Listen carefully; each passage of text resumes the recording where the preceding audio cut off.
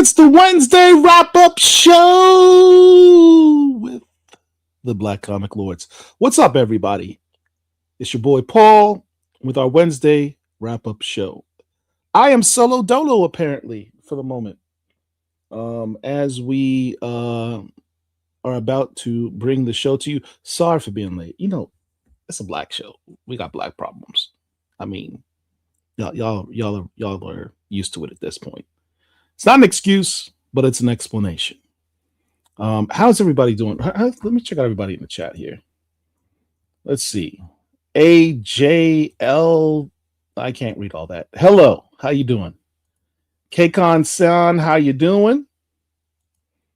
Marwan, what's up, brother? How you doing? Jay Carter 92175. What's good? What's really good? Now, I'm not going to do this thing solo because otherwise it would not be a Wednesday wrap-up show. It would just be Paul talking to you at length because you know I like to talk. So let's bring on some other people. We got Angel and we got... What's up? This guy wants me to call him Lord Chocolate. Lord Chocolate. We got the sound effects. We got effects. I mean. Ooh, what is that? Stop. It's not even show and tell. He's got a War of Independence #2. What? Okay. We see you. Why don't you talk about the significance of that book? Listen, we have here. I don't care. What is that? Oracle? Indie. These are all indie black characters. War of the Independence. One of the first come-togethers. And this comic book was printed in a low print run. So it is nearly impossible to get. It took me 3 years to obtain this one. And it was a shop down in Miami that had it. I got a question. How much did you pay for it? Well, not even that. Before you say that, because this is I got a good deal. This is gonna let me know if it was a nice situation. Was it less than $100? That's all I'm asking. Ooh, touche. Yeah, but was this you went looking for it, or no. you went to the shop and it was just there? It was not less than $100. The reason I asked that is it was my purchase that brought that book beyond the $100 point. Really? How so? Yeah, it was quoted on Comic Tom and everything. What? Yeah. The minute I bought it on eBay, Comic Tom talked about it like the next day. Oh, you're inflating everything. This book just went to $100. Why is that? Like, we know why. Yeah, it opened the door for everybody to scramble for it, and now it's almost nowhere. Yeah, the price has jumped up since then. Did you buy at least more than one? I can tell you that $100 is a good price because it's usually more than that by double. If I feel like Oracle, you paid more than that. I did not. Now, when you went to the shop, was it sitting there, or they called you and said, "We got the book you're looking for"? I have feelers, and once it alerts me at the shops that I partner with that they have it, it automatically alerts me. I click pay, and it comes in the mail. I like that. What the hell's a feeler? Yeah, I'm about to say. I know the. Well, I have my comic book creation company, so there is a long list of comic book shops. I know what a feeler is. Wow. Sorry. Just saying. You know, Midtown Comics has that where you can do like a wish list and it'll tell you. Oracle, I'm sorry. I, out of respect, what? You said Midtown Comics. Oracle, I have friends, I have secret shoppers, I have juice at Midtown Comics, but that website is hot trash. Okay. Okay. No. So what's a better website to get comic books on a wish list? You just insulted him twice. BlackComicLords.com. Sexual chocolate and whatnot.com. And now everybody knows. I mean, you know, I'm just saying. Hey, I mean, you give me that door, I'm gonna walk through it.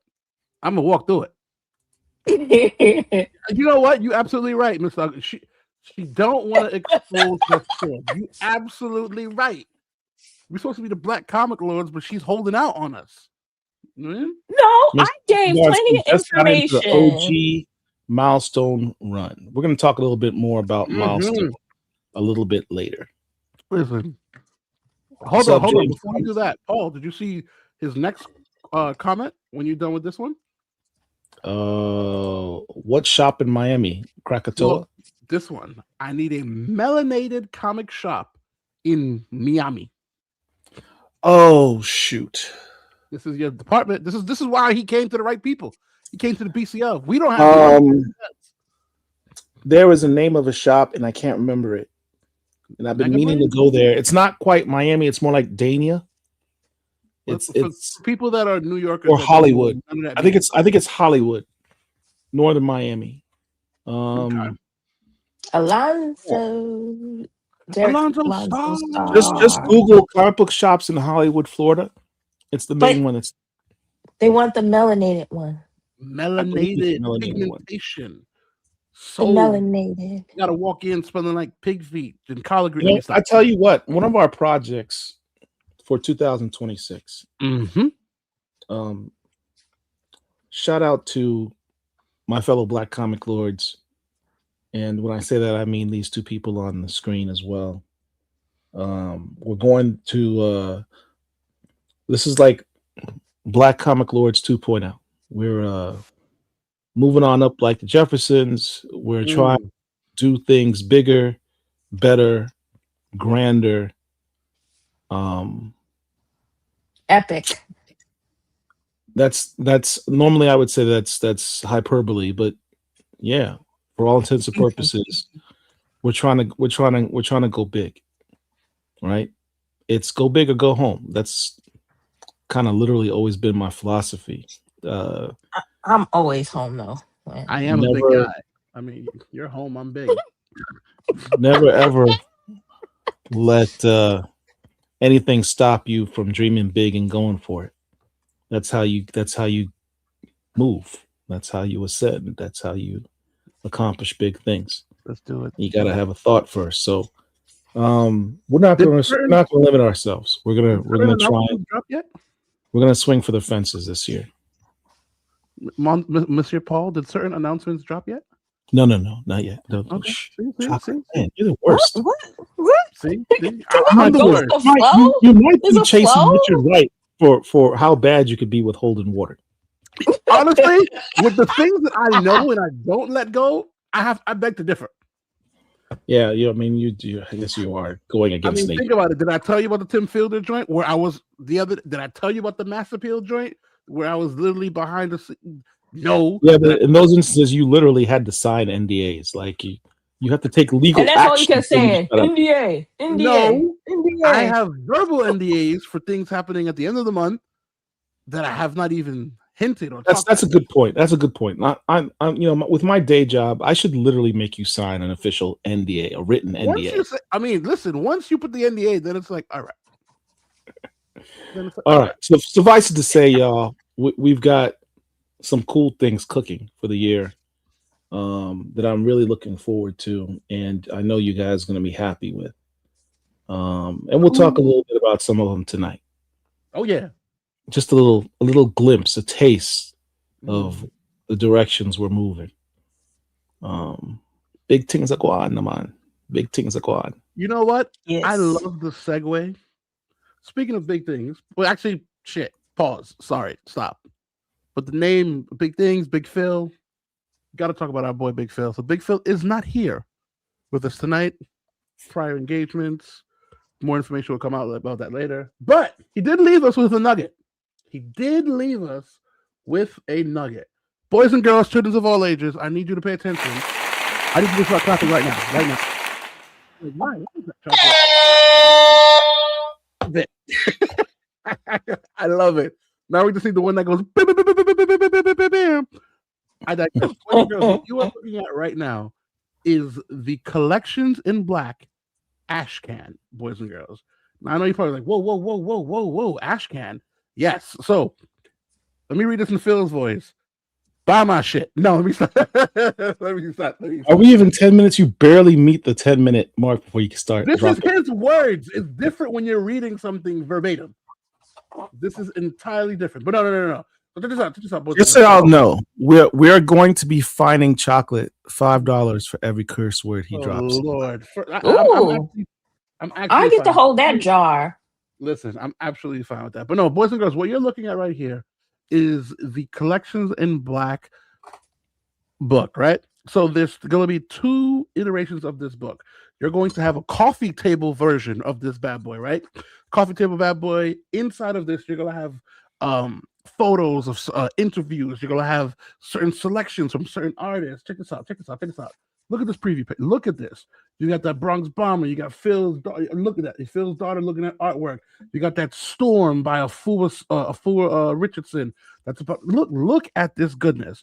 So this is going to be a coffee-sized hardcover book that you can put on your coffee table. You can show Black art the same way you walk in and there's a Virgil Abloh, there's a Essence, there's all these amazing art books on your table for conversation pieces. You're going to have the same thing, but something that relates to you on a cultural and melanated level. Now, that being said, we can't just have the book and not show you guys how to get this. So right now, what we are doing, Phil is allowing users to get the Ashcan. So allowing, like he allows you to see the artwork. He's allowing you to get the Ashcan. Now, for those that aren't familiar, when a book or a comic book, because we are the Black comic lords, when a comic book drops, most comic books that are made of substance or have oomph, they drop an Ashcan first. For example, Bitterroot, that Ashcan. New York Comic Con, when you go to New York Comic Con, they drop the Ashcan. The Ashcan is normally a snippet of the book, right? A little first 10, 20 pages. So the Ashcan of the Collections in Black book is going to have something special because Phil knows his audience. Not only is it going to have a snippet of crazy art that you can only see at Collections in Black, it is also going to have, for the first time ever, an excerpt of his new book, his new comic book, The Forgotten. Oh yeah. Let that sizzle in your spirit for a little bit, right, boys and girls? So not only is the Ashcan going to have amazing art, snippets of artists, snippets of editors from the Collections in Black event, but it's also going to have a preview of his new comic book, The Forgotten. On top of that, just when you think it can't get better, art by the super dope artist Uko Smith. Uko Smith. I mean, come on now. And just when you think it can't get better, the Ashcans are going to be numbered and signed by Big Phil himself as well, because this is his book. Now, 1 through 5 will be numbered and signed, but that's going to go in a special vault. And we're going to do some magic with that. And in a couple months, you'll hear about that and you'll be like, oh, whoa. But the public, and when I mean the public, the BCL public, and I'm going to explain why. The BCL public has the opportunity to get the rest, 6 through 50. There's only going to be 50 Ashcans created. Once they're gone, that's it. We're not making any more Ashcans. And keep in mind, the Ashcans will be comic size, but the actual book itself will be coffee table size, big monstrous book that you can see in high gloss, where you can see the photos how you want to see them, right? Now, if you want the book, if you want the Ashcan, Phil is allowing the BCL family only to get first dibs. Now, why are you saying that? Because when he goes to OAX at the end of February, he will also be selling them there to the public. He's already slated. He already has artists and collectors that want this book from him. But he said, no.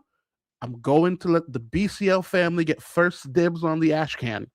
So the Ashcan is $13. You can send a cash app to DJ Big Phil and literally say BCL Ashcan. He will ship it to you. Or if you're going to be at OAX, you can absolutely grab one from him directly, $10. But remember, they are first come, first serve, and they are numbered. So let's say Paul or Oracle reaches out to him today and says, I want one. That's number 6. I reach out. That's number 7, 8, 9, 10. Boom, boom, boom, boom, boom, boom. First come, first serve. They will only be 50 Ashcans. Now, I know you're also saying, wait a minute. We got the Ashcans. What about the book? What about the book? I want the big boy book. I want this tablecloth book. How much is it? Now, I did some price matching, right? And these coffee table books go from anywhere from $150 to $100 to $85. And I'm like, why? And I'm like, no, because they're bigger and they're thick leather bounded books and hardcover and yeah, all of that. Phil is giving you the exact same quality with more content with customized culture experience for $45. Boys and girls, it don't get better than that. It doesn't get better than that. So here's his Cash App, DJ Big Phil. Reach out, say, yo, I just seen this. I want the ash can. Let me hear. Get it now. Boom. He'll ship them straight to you, number them, and sign it. Boys and girls, BCL. It doesn't get better than that. Oh yeah. I'm not gonna lie to you though, Paul. When I saw this, I actually said, shoot. I now want to go to the OAX. All the stuff that we've told you about OAX, and it's this that finally makes you say, I need to go? Well, everything makes me say I want to go. It doesn't mean I'm going, but Look, I want to go. let me point out the irony of that. So let me tell you why this book is significant. Phil assembled with his collections in black the finest collection of black original art that's ever been done. I mean, come on. That's. I already sent the I money. know it sounds kind of crazy when you say that out loud. It sounds like, hyperbole. People say things are the greatest, most epic. Phil's putting it work. He's putting it work. Look at this. Can you guys hear me? Loud and clear. Yes. Loud and clear. We hear you. So, in this instance, it's actually true. You're talking about an exhibit that was featured at the August Wilson Center in Pittsburgh. Was featured at OAX, the Original Art Expo, which is one of the most unique type of original art conventions ever in the world. And it's featured in both of those places.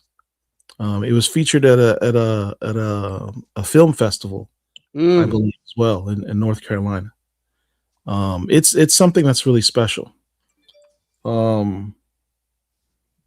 To have, if you weren't able to make it to go to this festival, to go to this exhibit, he's taking all of what he had there and placing it in the book.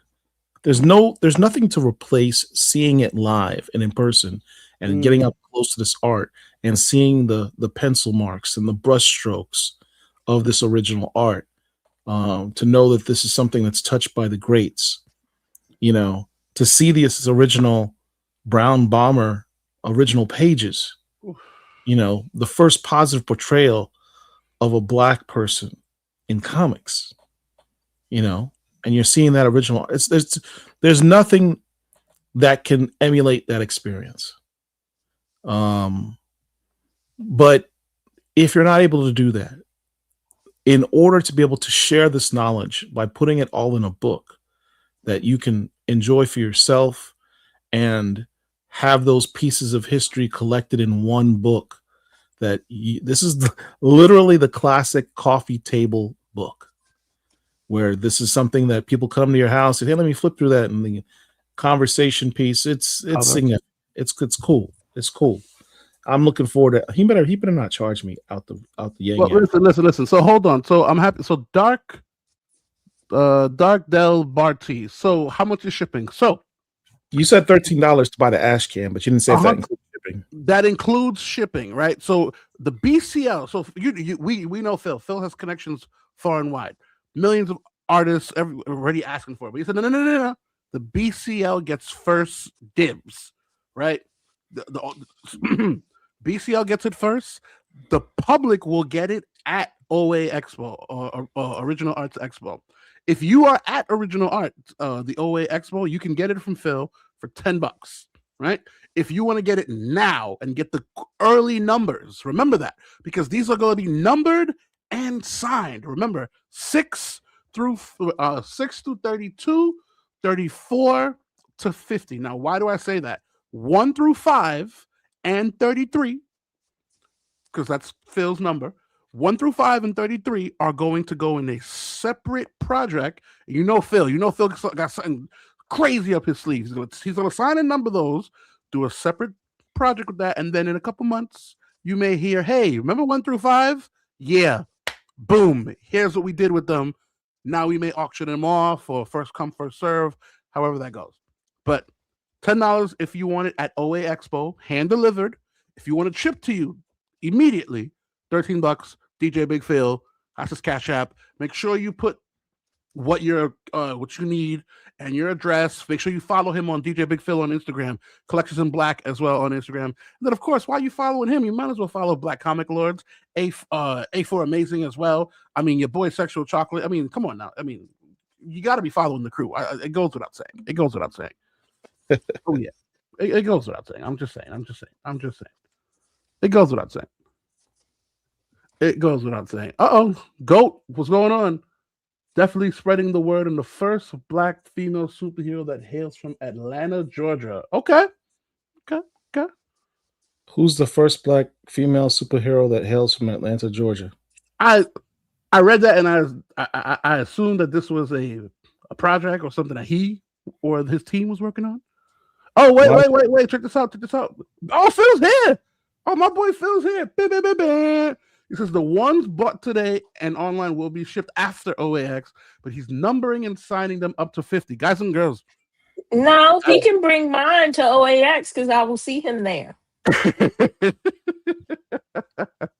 So listen. I don't want anyone to say anything. We're gonna talk about this one more time. Numbered, limited to 50, signed. Remember, the Ashcan will have a preview of his comic book, The Forgotten. You guys see how Absolute Batman and Dork and all these other comics are flying off the shelves.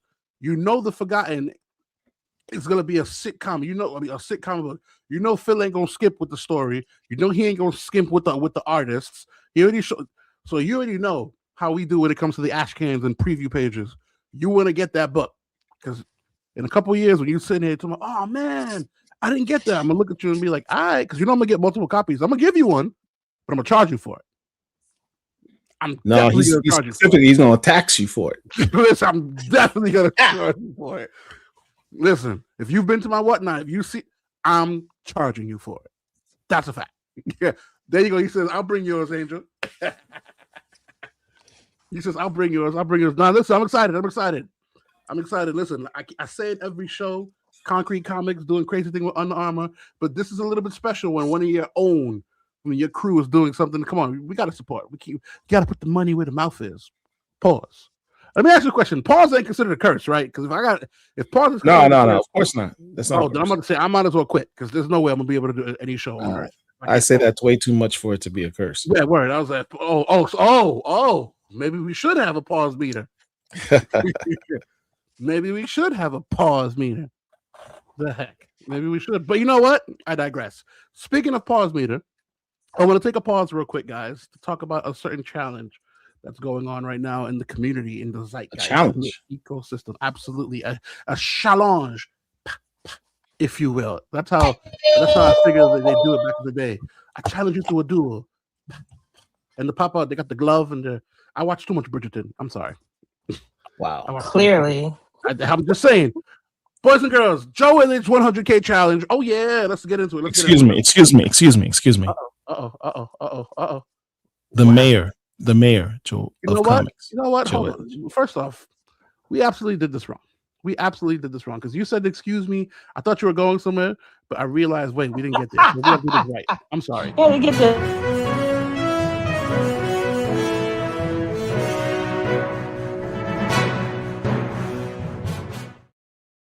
We gotta do this right. I'm sorry. You're being straight disrespectful to the man. Yeah, you're right. Especially that's Mike. You're right. Joe Illidge 100K challenge, boys and girls. So as you know, February 22nd, the week of the 22nd, Joe Illidge has DC History milestone event, or the Coda event. I apologize, dropping. Written by Joe Illidge, Stephanie Williams, Morgan Hampton. You got art by Joshua Swaby, Nicholas Draper Ivy. You got covers by the GOAT, Dennis Cowan, Dan Jurgens. I mean, the list goes on and on. That alone is enough. But then there's more. So the 100K challenge is, in my opinion, a direct response to the other, not a challenge, but the meme that was permeating when they were like, it's 1,000 days and there hasn't been a black lead in. Yes, good. Phil, keep me on track. Yes. It's been 1,000 days since there's been a black lead in DC Comics. So this is my interpretation. This is a direct. Really? That can't be. That can't be true. I thought it. So I had my solo show. I'm happy you put that up. So my solo show that I did here, I said that can't be true because I brought up Black Lightning. I brought up that was maybe it's 1,000 days since a solo ongoing series. That's the issue. That was the caveat. All of those were mini series. They were slated for 7 issues, 7 to 6 issues, and they were considered mini issues. And I was like, oh wow. But they were absolutely right. I said, okay. Pardon me, excuse me. So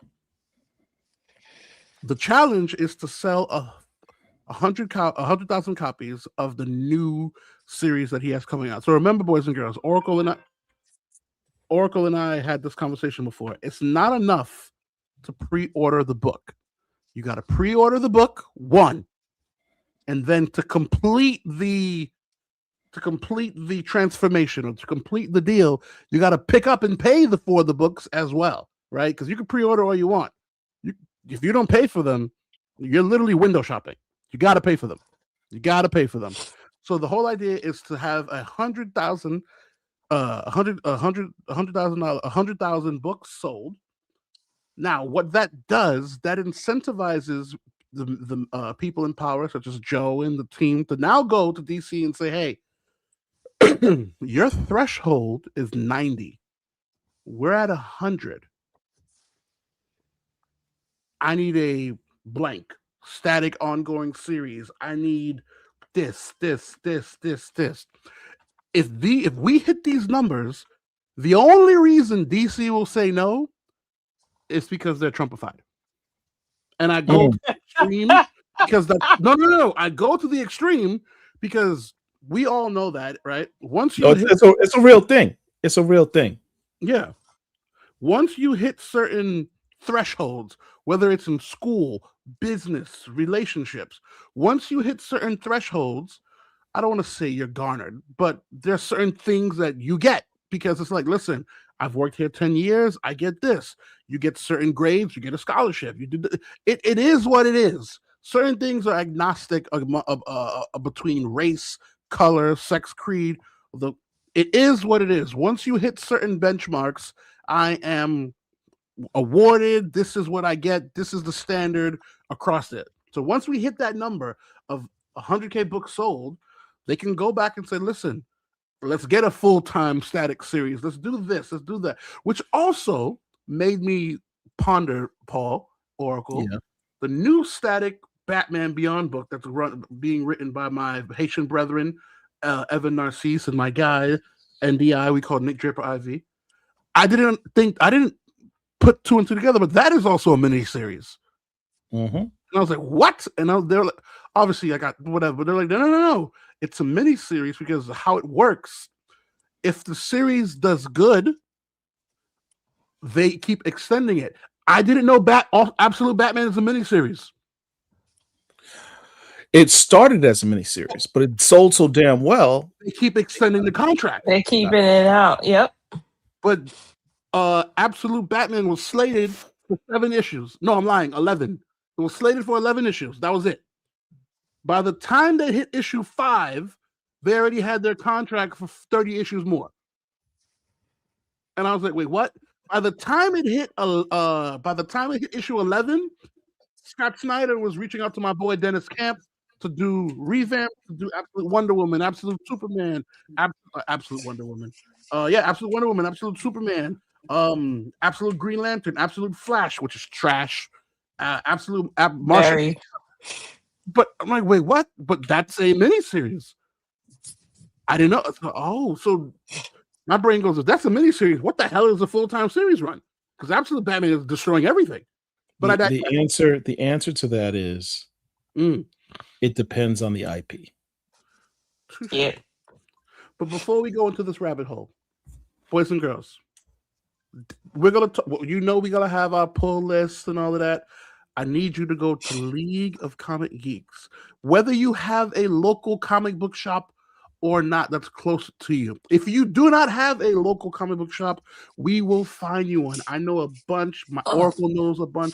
Paul knows a bunch that will ship books to you regardless where you are. You can League of Comic Books is number one.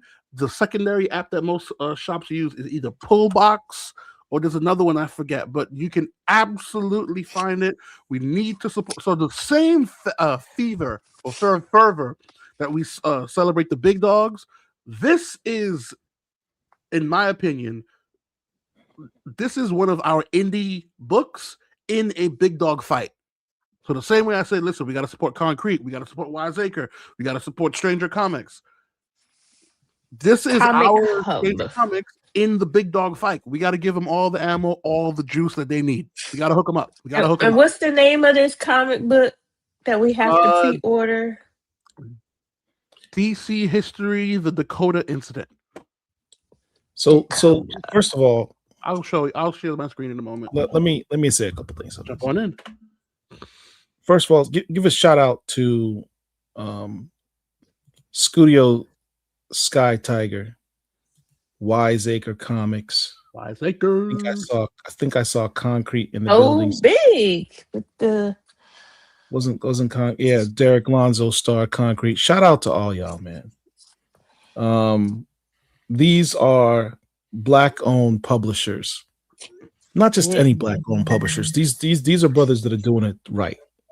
They're doing it well. Strongly encourage everyone to, if you don't know how to reach them, you can always go to the Black Comic Lords website under the tab Black Indies and look up their companies. You will not be disappointed. All the things that you complain about or we complain about in terms of, I want this in the comics, I want that in the comics. How come I can't get good Black history in comics? And even when Black History Month comes along, all we get is variant covers and substandard little anthology books. And these are books that are doing that stuff year round. They're Black History Month 365 days a year. And they deserve and they warrant your support. Not just because they're Black, all right? But because they're good comics. They're good story. They're good art on top of being Black. And that's an important distinction. Why do I mention that? In light of what Chocolate's talking about.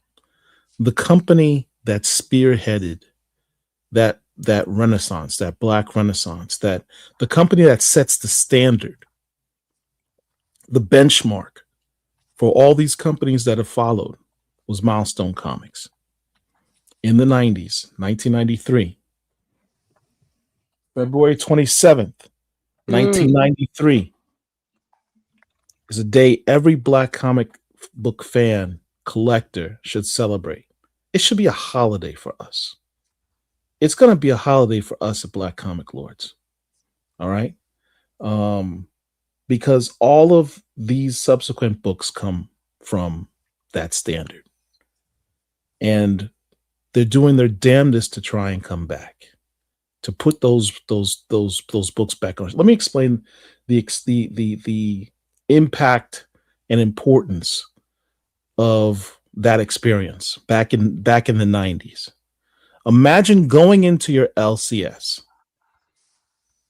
and seeing people that look like you on the cover with a dope story, incredible art, with some of the best and brightest Black talent in the business.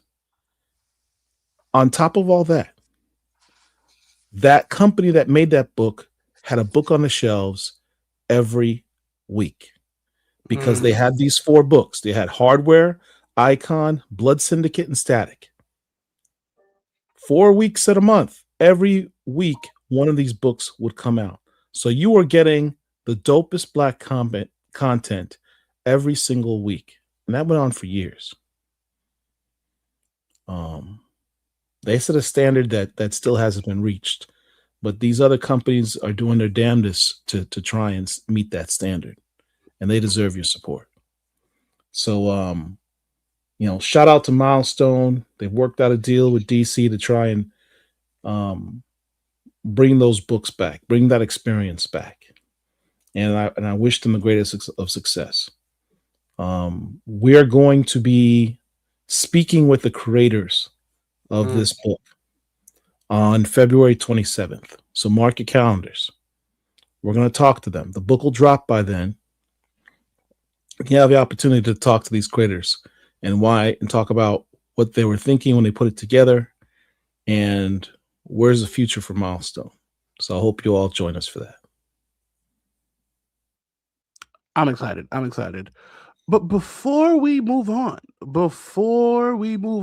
I mean, hold on, wait. Let me get it together. Do we recognize Bo Big? He just dropped us some. Show me the money. I need to feel you, Jerry. Show me the money. Jerry, you better yell. Show me the money. I love black people.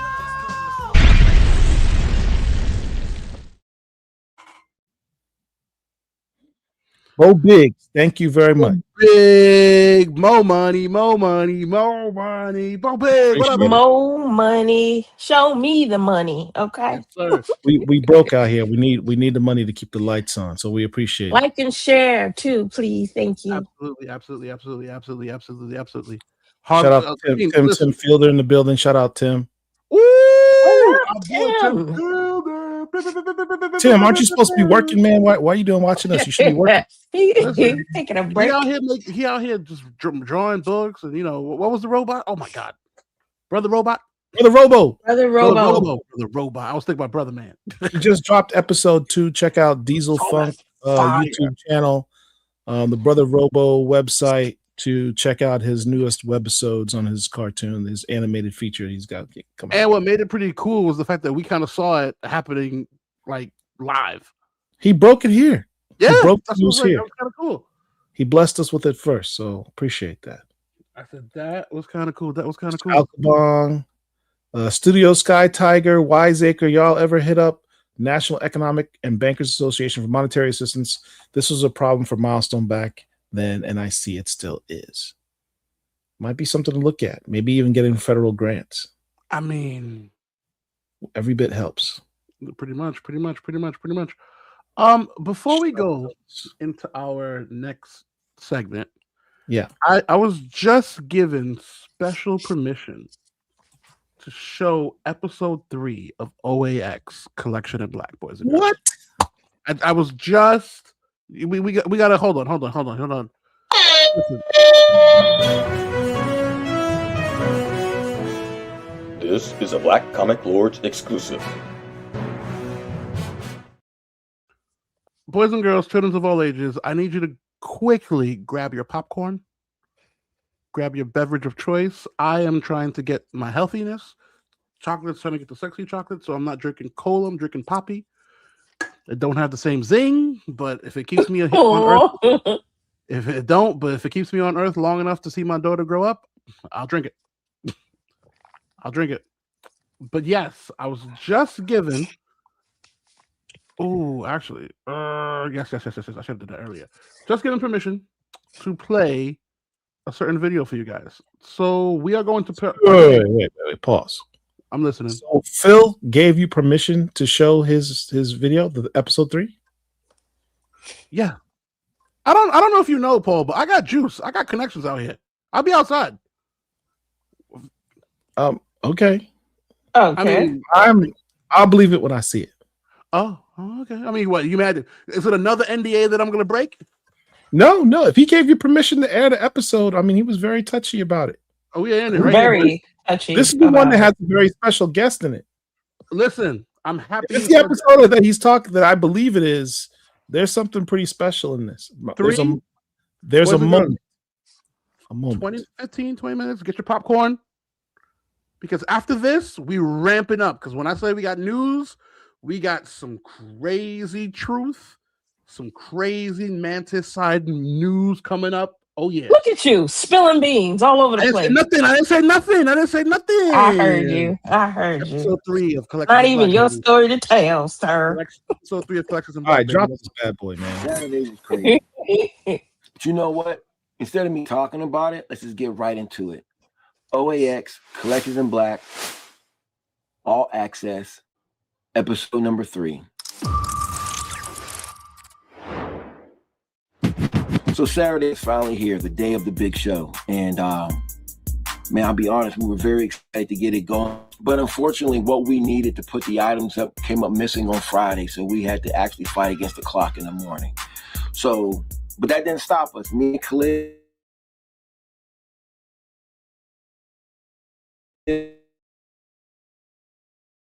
and Kaz rendered this out tremendously. As a matter of fact, she's the one who made sure all the Sanford Green Bitterroot pages went on display. And me and Khalil actually assisted her with it a little bit. To be honest with you, the way it was laid out and everything, most of that was her. But me and Khalil sat there. We went through all of the art. And of course, while we're going through it, we're sitting there and we're appreciating what's going on. We're talking about these pieces because we're excited just to have these pieces there. We're here early in the morning. We had a couple hiccups yesterday, and so we're trying to get everything together for the day in the next couple hours. All of these rooms, show floor, all that's going to be busy. We just got some last minute pieces. We got some of the most incredible pieces ever. You will not find another gallery, museum, whatever word you want to use,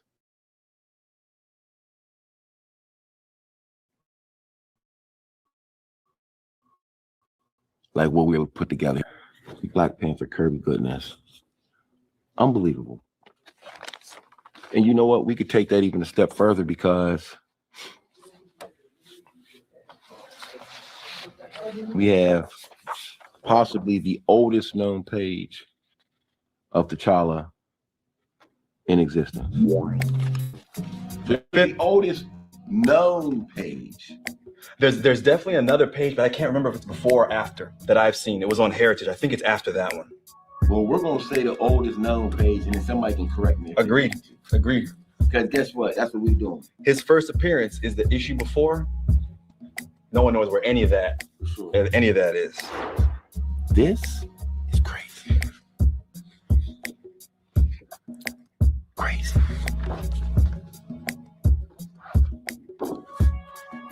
See that?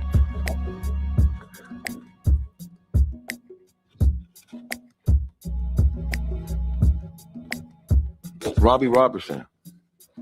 He was originally drawn as a white man, and you can see Ramita whited out Robbie Robertson's face and gave him African American features, gave him black features. So dope. Robbie Robertson was white. I'm gonna go to a couple other pieces. First Black Alive. What?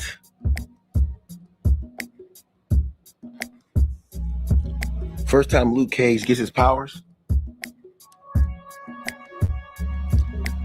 And the first time Luke Cage is in costume.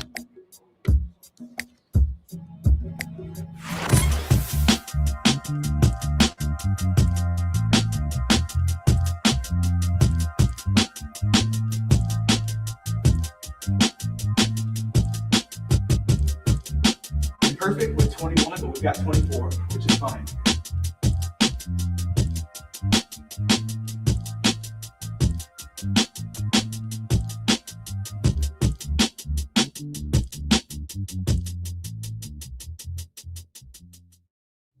I'll be honest, getting everything up for display was incredible. You know, in the midst of doing it, we had people coming in and looking at it while we're getting everything together.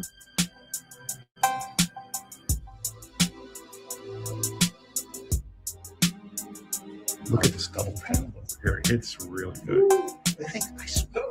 I was so proud of what me, Khalil, and Kazra were able to accomplish, and Tristan were able to accomplish. It was incredible.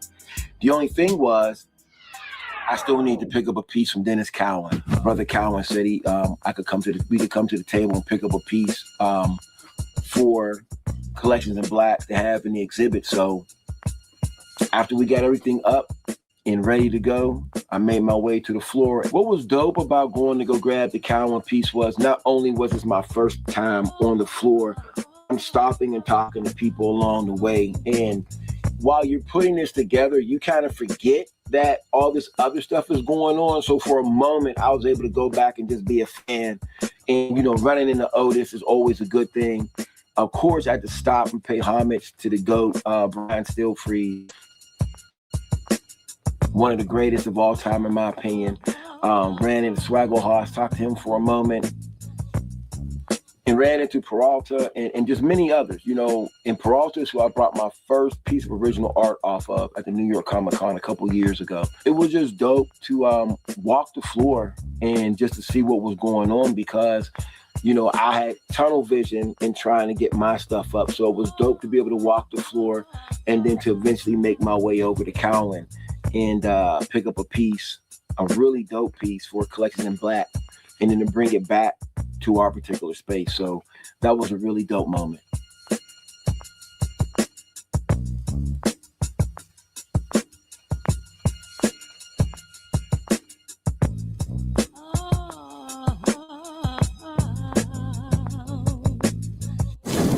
One of the things that was really incredible to me was seeing people's reactions to the art that we had in the exhibit, and seeing how they connected to it. And, you know, that was a powerful moment. And it just made me sit back and say, you know what, this is what it's all about. So what page is this again? This is from Here for Hire. This is when Luke Cage got recruited by the prison doctor. Yeah. You know, and I think it's important because it's one of the positive reinforcement of African Americans. You know, ultimately, you have someone fighting against adversity that's coming out on top, per se. Yeah. You know, and actually, if you hear what Andromeda design, that said that he was very unhappy about this design because he thought that showed a lot of bondage and stuff about slavery. That's why he didn't want to project that. So he himself said that wasn't very happy thought person. But I love this character because ultimately someone who's been grounded down comes out of it. Yeah, right. So I think it's a very positive reinforcement of that. For sure. Per se. What's your name again, sir?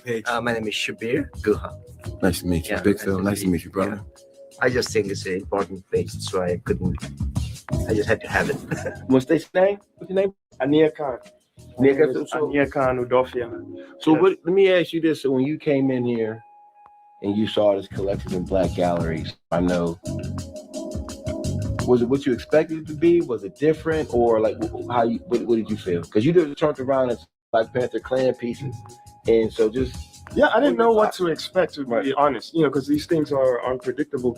For sure. The what makes the collection interesting is the selection from that is what is in, like you said, you have that, because I had to backtrack and go, wait a minute, is that the Black Panther? Like, you know, so, and also the artist that you're collecting here, it's, you know, again, it's a, I don't know how to, it's like a flavor. So the sauce, you guys sprinkle the sauce on the collection. Because I'm looking at the collection, and you saw my reaction. It's like, you know. I appreciate that. When people come in and they're like, oh, that's this, that's that. And so what happens is other people come in and bring me stuff to look at that I didn't see. And I'm like, oh, this is amazing. People are like, yo, I got something, and if you want me to put it up here, I can put it in here. I said, well, give me your number. Maybe we can use it for something coming up next. So somebody said, show me a Billy Graham story. We did like the old jungle action. A story that wasn't a superhero story that Marvel put up that I've never seen before. Right, and that's the thing about this collection, that is, you know, like the Brown Bomber. This is my first time seeing it, but of course online I've seen. And since we're talking about that piece, which I own, that is the very first time we were ever depicted in a positive manner ever in a comic book. 1941, True Comics number 5. It was the first time we were ever depicted positively on the cover and featured in a book ever So before that, it was Sidekicks. And you have this in your collection. That's mine. Just That's mine. That's what I'm saying. Right. It's mine. It's right here. You're just like, oh yeah, that's baby. it's a history. It's American history. Just sitting there, you know. So one the things about OAX, so dope, it's so busy. It is a comic fan and a comic art fan's dream. It's almost like an amusement park, a playground for us. And when you go in there and you see your favorite artist just drawing and doing signatures and being able to see artwork that you never thought you would see in your life, there's nothing like the OAX experience. The highlight of Saturday for me was when Dennis Cowan came in to look at Collections in Black. To see him come in and talk about Sanford Green's artwork the way he did, and then for him to maneuver over and to talk about Collections in Black. And this is one of the moments that happened at OAX that I'll remember for the rest of my life. What do you think, Brother Cowan? This is great stuff. Well, Sanford's an excellent artist anyway. I've never seen these originals like this. This is amazing work, though. Let me see one of my favorite pages so far. Like that one. Yeah, that one's incredible. They're all incredible. There's incredible. Like, just that the one. Layouts are unreal. This one right here. That one and these two. And that DPS. It's just great. Like, I wish I could do that. It's Man, so good. It's unreal. And you know what I've always said is when you look at some of these pages in black and white, just how different they look. Yeah. You know, no disrespect to the colors, because the color is part of it, but it's just when you see them, you kind of look at these things totally different. You know what I mean? Yeah. Especially when they're not in a book form, you kind of just study. Yeah, but you're looking with this kind of stuff, you're looking at stuff that's priceless. Right. It really is. It's really what it's all about. For sure. So, beautiful work.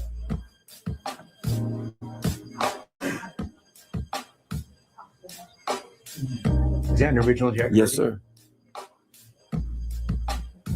Yeah, it's an original Kirby. I'd love to have that. Look at that. Yeah. And that's 80s Kirby, too. All Kirby's good Kirby. All Kirby's good Kirby. All Kirby's good Look Kirby. at this. Please. Unreal. All Kirby's good Kirby. His Black Panther run in the 80s was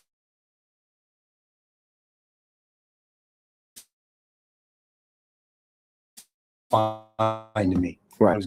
And I dug the stories or whatever. I don't know. I don't care. Right. I love the energy of it. And he did it. Yeah. Kind of grew up on it. Yeah, the Jungle Action was was my first one for real. I used to sneak in my dad's comic box and read the Jungle Action books, and with risk getting a whooping. Unreal, though. That's Rich Buckland and Klaus Janson. You know Klaus is here, right? Yes, sir. That's one of the reasons why we made sure that's up here. Yeah. Just that page alone influenced everything I ever did. Mm. It really did. It made me want to draw comics, and then later on, my first comic job really was working for Rich Buckland, working for this artist. Wow. When I was in high school, I worked for Rich. And I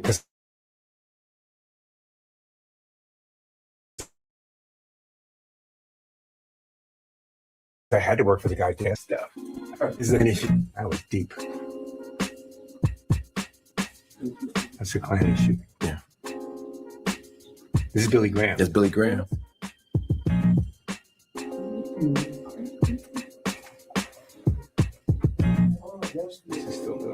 These are all famous pages. Oh, yeah. This one. Yes, sir. Jay Scott.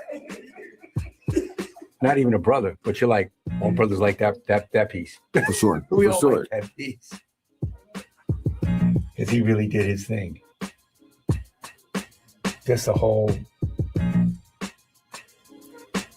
sweep of it is just like perfection. That's good too. Oh, yeah. Who did this one? Who did this one? He's here too. Whoever, I forget who this is, but he's here. Okay. That's another reason why we put that one up. Yeah. That's in my man Khalil's collection. That's Bianchi. That's the prelims, and then that's the actual piece. Yeah, that guy's good. Yeah, he's a monster. Oh my God. That's a whole different thing, but look at that.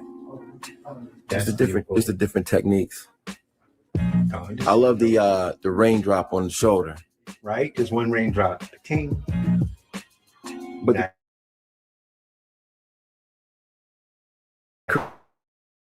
well,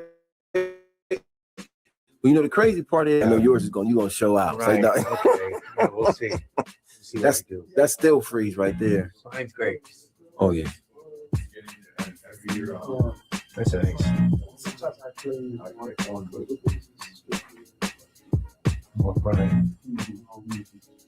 And then this is the gallery we put together with Big Phil. That's a nice piece. Oh yeah, DeMayo's nice.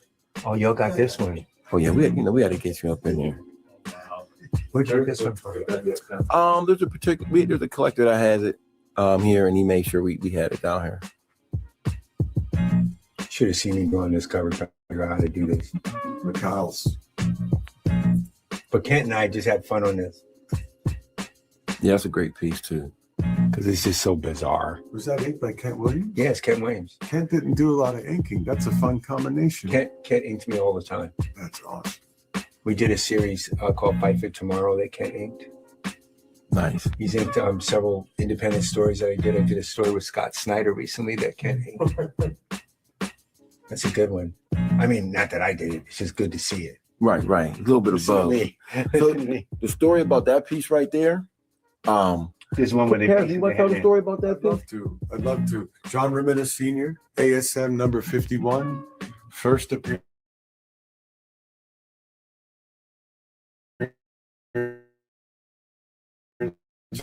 Robbie Robertson, impaled. The head's been redrawn on Robbie. And there's an editorial note in the markets if you want to read it yourself.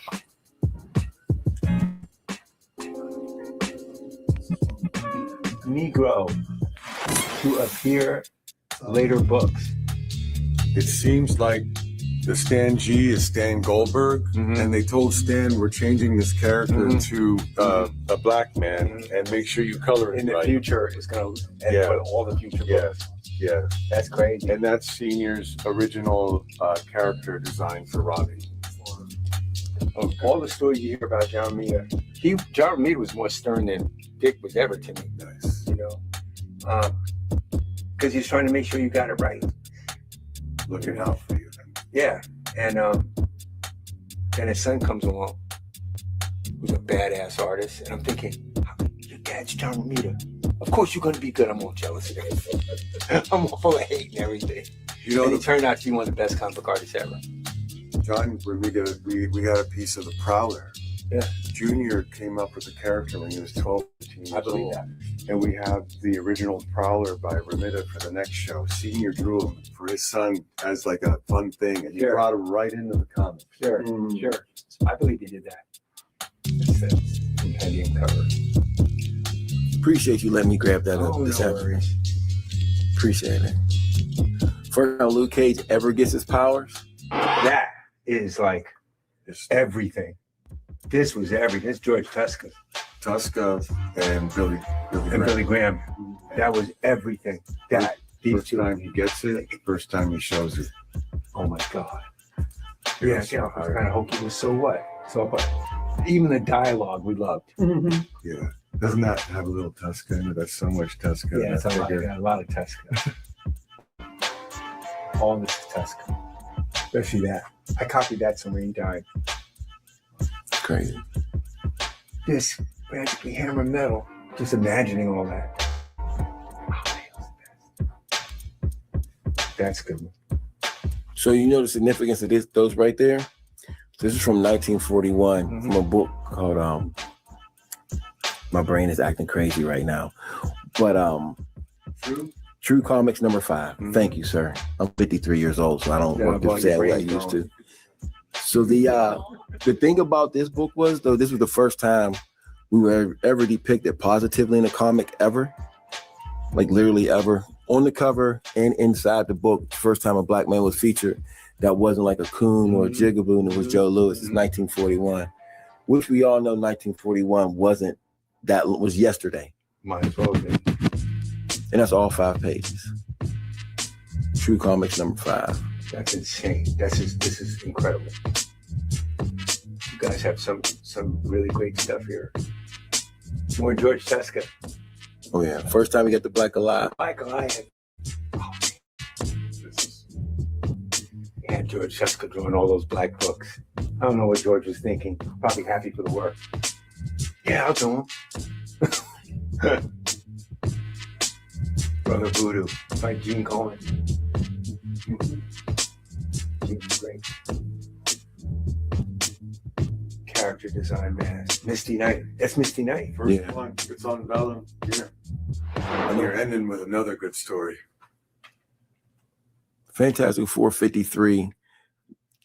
Nobody knows where any Fantastic 452 pages are. They've never found them. Never ever shown. Not Never. with nothing. Nothing. Even the people that delve into the ether where they don't belong, they came Can't back find and said it not doesn't there. even exist. Right. So This might be the earliest book. earliest Black Panther image in comics. Was it one of those pages that were just thrown away like that? We don't know. No one knows. It could have The been. Kirby family doesn't even know what happened to 52. Yeah.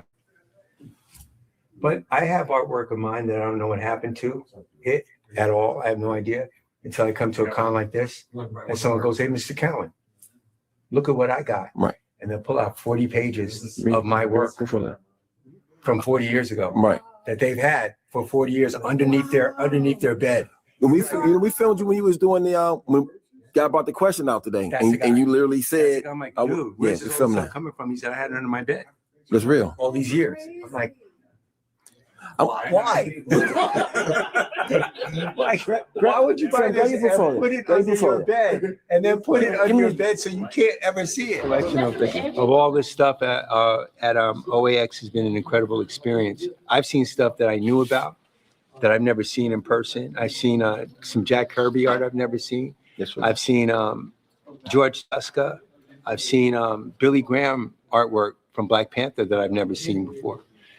Some of my work that I have seen before, unfortunately, but That's a highlight here. It's a highlight. it's here, it's represented, and the pieces are incredible.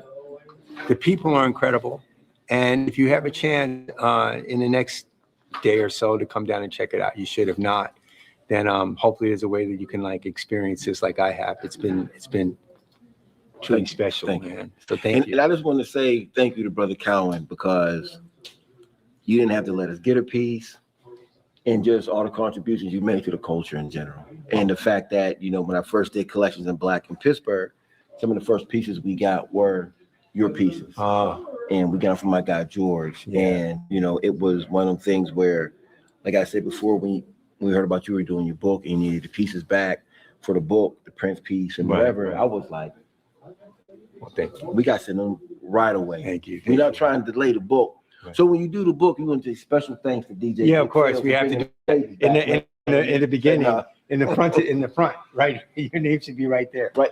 Absolutely. Big like, but you're one of the best to go. You're on a Mount Rushmore of artists, So not Black artists in general. There's Thank a you. difference, You're- and it's just you're very nice. not to take no. I'm just telling the truth. It's not even about being nice; it's being real. Like you're one of those people that, when we talk about artists, your name is there. It's not even about he's up there with. It's not about being up there with. You're like the standard. Oh man. So that's the truth. Thank you for staying hungry. Thank you. Oh, that's true. I am. And I'm gonna say this, and I'm gonna be done. 'Cause I know he has to go. I know he's being very polite. The one thing I give to people like Cowan and Still Freeze is the fact that they give other people their props too. Like a lot of artists, they kind of just. I'm just keeping it 100. But I've seen Cowan went past every image and has something to say about each particular. Well, image. we're only here because of these people. For sure. I'm only here because of Billy Graham and George Tuska For sure. and Rich Buckler For sure. and Don McGregor and all those people who did stuff fearlessly. Right. It's the only reason why I'm here. For sure. You know, so it's not hard to give credit where credit's due. This stuff's incredible and continues to inspire me. For sure. Appreciate you, brother. All Thank right, you. man. My Thank man. you. My Yes, man. sir. Yes, sir. Thank you so much.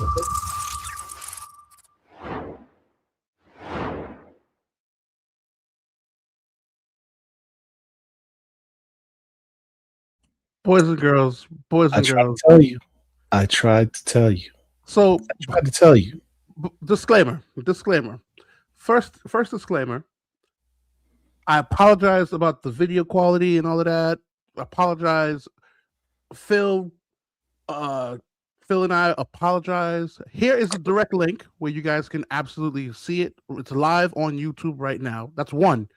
Number two, I mean, if anyone's going to talk about it, it's got to be our boy Big Phil, baby. What's good, peoples? What up, my guy? And it's funny. I can't hear anything on Chocolate's end, but I can hear you, Paul. Okay. Can So you why hear don't me? you- why don't you- Phil? Can you hear me? Mic test. He can't hear. Hello?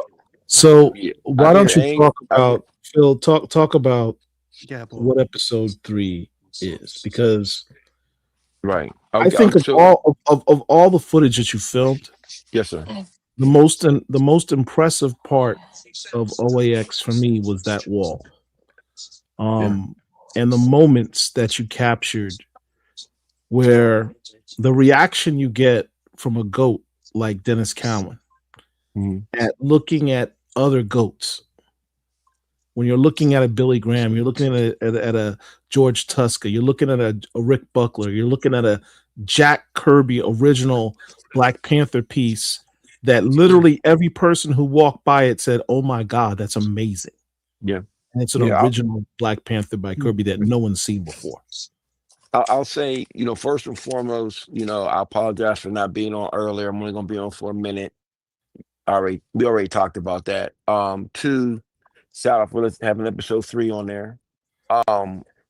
And sometimes when we show YouTube clips, they can become a little choppy on there. So for you to go and watch it in all of its 4K glory, not now, wait till we're done. Go to Comic Art Fans. You can actually watch episode 1, 2, and 3. Right there in the link when you're done. Right there in the link. So you can actually watch 1, 2, and 3. And I think that the thing about that particular episode was the fact that, like Paul said, you had Cowan come in, and that particular page with Killmonger, he said like that was the page that he pretty much copied, and that's what made him want to draw comics. You know what I'm saying? The irony, the interesting thing about that particular page is, and this will come up later, you have a second scene where Sanford Green comes and takes a look at the same wall. Right. And he paused at the exact still freeze. Came back and he pointed to the exact same picture Dennis Cowan said almost the same thing. He said, "That's one of the pictures that inspired me to be an artist." Yeah. I think like that, it's those particular moments that when you see stuff like that, it lets you know you're doing exactly what you're supposed to do. And then having people, and having, Paul and Angel there as well, representing BCL, and just being, everybody being a part of it and soaking it all in at one time was just dope. And it just, when you go back and you watch it, it's almost like being in a time machine, And even though I wasn't in the video, just understand all the stuff you saw hung up on the walls. Yeah. I bought the clips. You definitely bought the clip. I mean, and you still got the receipt. We could do a whole thing about the that whole scenario with getting the things up. But it was one of those unique situations that's not going to happen again. Like that moment can never happen again. Yeah. What happens in episode 4 can never happen again. The first time Cowan sees those, the first time Still sees, the first time Sanford Green, there's a scene where Bob Layton was why he wasn't Bob Layton who created War Machine. He was in the room watching. When we had Still freezing him, and he had said to me his only regret in comics was that he couldn't work at Milestone, which was and that was dope, but he did create one of the dopest Black characters of all time. So it's the OAX experience is like a experience like none other. It's about just to see the original art in that way is crazy. I mean, I had the earliest known Black Panther page in existence. You're just not going to see an In assemblage existence. of that type of art again. Right. Because not all of it was Phil's. I mean, he had sources. He'd pulled art from here and from there.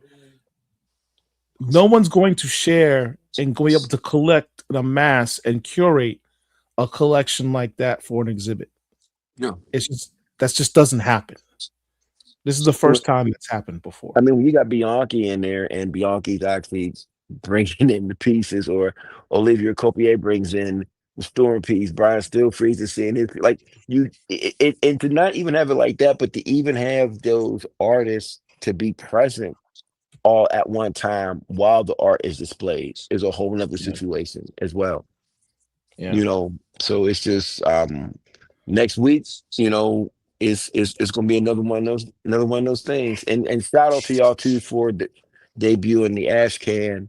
And I will say this, they'll be shipped out after OAX, but I'm going to guarantee up to 50. You know, y'all know the numbers, that the BCL fam will 100%, the ones who order tonight will be guaranteed numbered copies. Tomorrow at OAX, etc., they won't be guaranteed numbers, but the BCL people who order tonight will be guaranteed numbered signed copies of the Ash Can. And I'm doing the Ash Can for the coffee table book. It's going to be actual coffee table size, but in the spirit of being a collector, I want to do an Ash Can. And also, this will be the very first time that you will see sketches from my upcoming book, The Forgotten, with none other than one of the dopest artists, I believe, Ugo Smith. So once that book takes off, the first appearance will be the Ash Can. And I'm gonna jump off here, kick it with my family. I appreciate y'all, but I want to say something. Me and I don't know if you want to spill the beans about that or not, Chocolate, when I get off, but we got something special that we're thinking about doing. No, we're not gonna tell them. We're not Five gonna copies, tell but them. They already accused me of letting out We'll wait. too much information. They don't get nothing. I can't hear none Chocolate saying. So I'm just gonna go. Yep, word. No, He's basically lying and saying he's not going to reveal anything. Nothing. Okay, word. Let's not reveal it yet. And I will say this too. Make sure y'all tune in tomorrow for Angel's show tomorrow. No. Angels. No. Did you just boot him out? Yes. Wait. No, he didn't boot me out. I'm still there. Man, No, I did. Yes, I did. I can't hear nothing he said. I'm done. Hey, he literally booted you out for a second. Did he? Wow. Yes. We talk about the tickets, like y'all are who watching right now. Is there anybody here that wants to go to OAX next week? Let me know in the chat right now if you're interested in going to OAX next week. Yeah. Do you have not just interested, but have the ability to be in Orlando, Florida next week? Because I might have. We got a couple to give away. We got a couple to give away. We might have some. And I'm DJing in Orlando too. I forgot to say that. I'll be DJing Friday and Saturday. One of the questions that was asked in the chat is who did your music? I produced every last joint on there. All of it. You produced all that. Very nice. I'm happy you brought that up. Paul, can you hear me? I can hear you. Smart to say, Paul. Okay, cool. Hold on.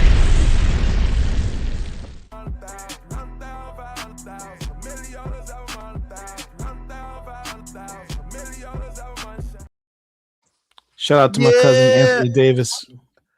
Hey, shout out to Maria Ayodele. But yeah, so like I said, episode 4 will be tomorrow. Thank you for the super chat, Maria. Episode 4 will be tomorrow. Episodes 1 through 3 are already up on Comic Art Fans, and Collections in Black, they're already up there.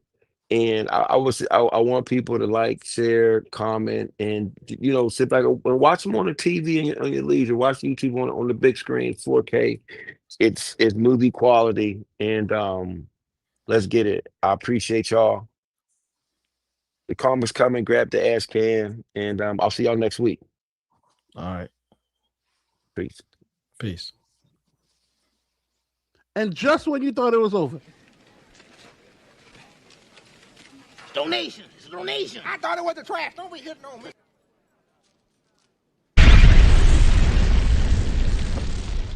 Thank you.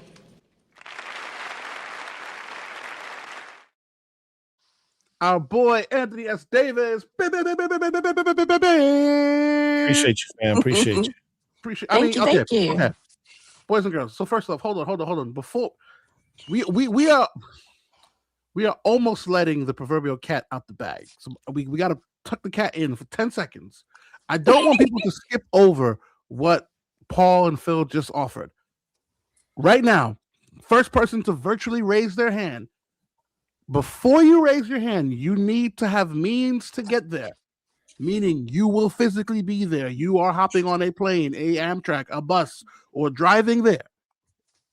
This is your one shot, one time only. We're not sending you the ticket. 100%. You got to get there, and then when you get there, you can walk in. Ticket to OAX Expo. I mean, I'm not gonna lie to you.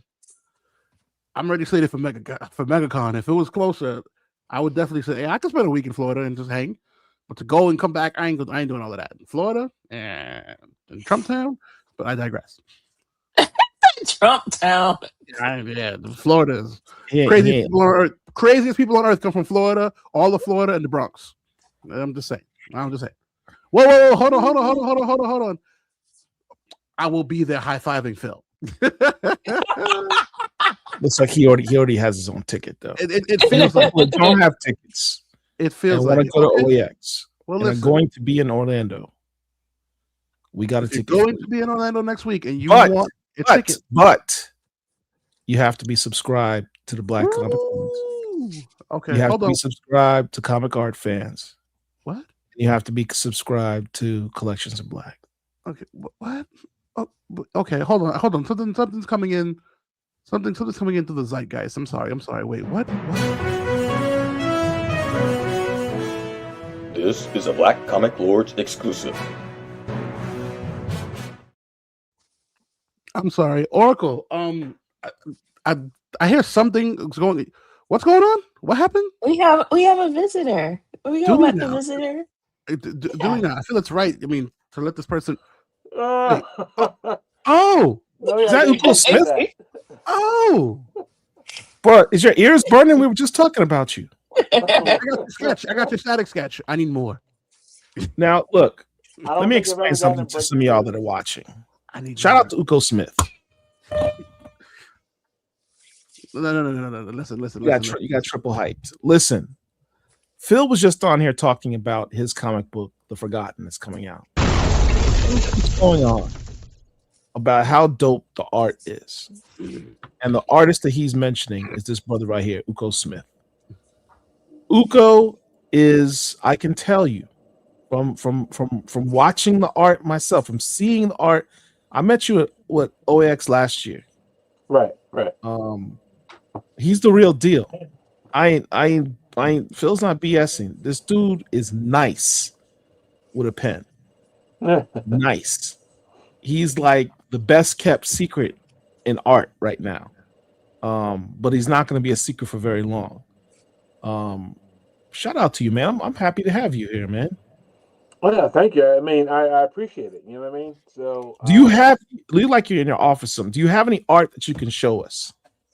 Anything? Uko, I'm telling you right now, but just stuff that you've done. Uko, I'm telling you right now, before you show anything, because I already know what's in the spirit. I could feel it in the atmosphere. When you start showing stuff, you might start selling it. I'm just telling you right now. Be prepared. Why are you blocking me right now? I'm not. Listen. There's a method to my madness. Why are you blocking me? First time I saw Uko was Hitomi #1, and I sent him a DM. Pause, and I was like, "Yo, what is this? Who are you? Where can I get more?" I actually already own Uko Smith original art. It's on my wall right here. Okay, well, you know what? While you and I are fighting, Uko, can you? The floor is yours. Whatever you would like to share. Well, I mean, the breaking news kind of floored me a little bit. So that was cool. But you know, how can I say this? On my computer right now, I have nothing on this one, but I have stuff on my other computer. All right. Okay. But what I can, we can wait. This is a piece that I posted. What the fuck is that? yesterday. Nice. I like how he just calmly says, "Yeah, something I did." Yeah, I got this piece. Yeah, I don't have Random. Oracle, I love Random it. I don't amazing have work. anything. My computer's messed up because the electricity messed up my hard drive. But I did this yesterday. Boom. Yeah. I mean, this was a few months. This was a few months, more than a few months actually, planning wise, But So what's the starting bid for that? Let's go. Well, Paul's this not is here. a commission. God darn it. We And gotta actually, capitalize this on is Paul not being here. this wasn't a commission for OAX, but the person that's picking this up has another commission. Wait. So you're gonna be at OAX as well. Yeah. I know. I just That's want why we people keep telling you to show up, but you I just want the people in the back who just missed out on the free ticket to hear that again. That's what I want. Oh, that's beautiful. That's beautiful. Oh, that's beautiful. Yeah. Oh, wait a minute. Uh-oh. This is what Somebody happens. This is what I happens. can't feel This this is what happens because now he can hear me. Randy, I need you to check your email. I need you to So check there's your email. this one. Hold on. Yeah, his There's Kmart this one. headphones on. Let's do it. Hey, hold on, man. Hey, Ugo, man, come back into the screen, dog. See? Uh-oh. Ugo I'm rate. sitting there knocking stuff over. Hold on. Ugo rate know where I'm about to go with this one. Then I'm gonna jump back out. Hey, yo, Ugo posted this yesterday. I was mad as hell. Did a little laugh? I love that piece, man. Ugo already know why I really like that piece. But I'm be quiet. I'm be quiet. That is nuts. It's a monster. It's honestly the what I posted doesn't. I mean, honestly, sometimes scans and pics don't transfer necessarily online. You know what I mean? But the original, I think, is way better than what I posted. So. Paul, what is this? Yeah. That's the what I emailed you is the Uko piece that I got from him last year. What is this? Go ahead and put that up on the screen. No, I don't want to. I'm jealous. Uh-oh. Stop. I don't want to. There's that one. I don't want to. What? Yeah, that's Uko. You already know. As soon as I seen that, man, I was sick. I kind of figured you were. I know. You already know.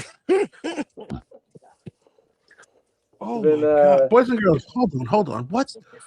Oh, this. See, I know Uko's a bad man, but this is just. He's a monster, man. It's a monster. Listen, like I said, my first introduction, I think it was a Hitomi variant. I forgot what store, and I literally went to his email and I was like, "You don't know me. My name is Sexual Chocolate. Get over it. Where can I get more? And when are you going to a con?" And he was, I was like, "I get it." Yeah, that was a fun cover. I enjoyed that cover. No, you destroyed that. Yeah. And then this is the auction piece for OEX next weekend. I've got another one. Oh wow! Ooh, that was so crazy. Wow! Look at Storm. Come on, Storm come on. See Wolverine, and then the set. Come on. See, he's flexing right now because he knows the current writer for Storm, Maria Ayodeli's in the chat right now. Yeah, he. So Ideally needs to do as my homie, man. You need to get Ugo press to get Ugo to do a cover.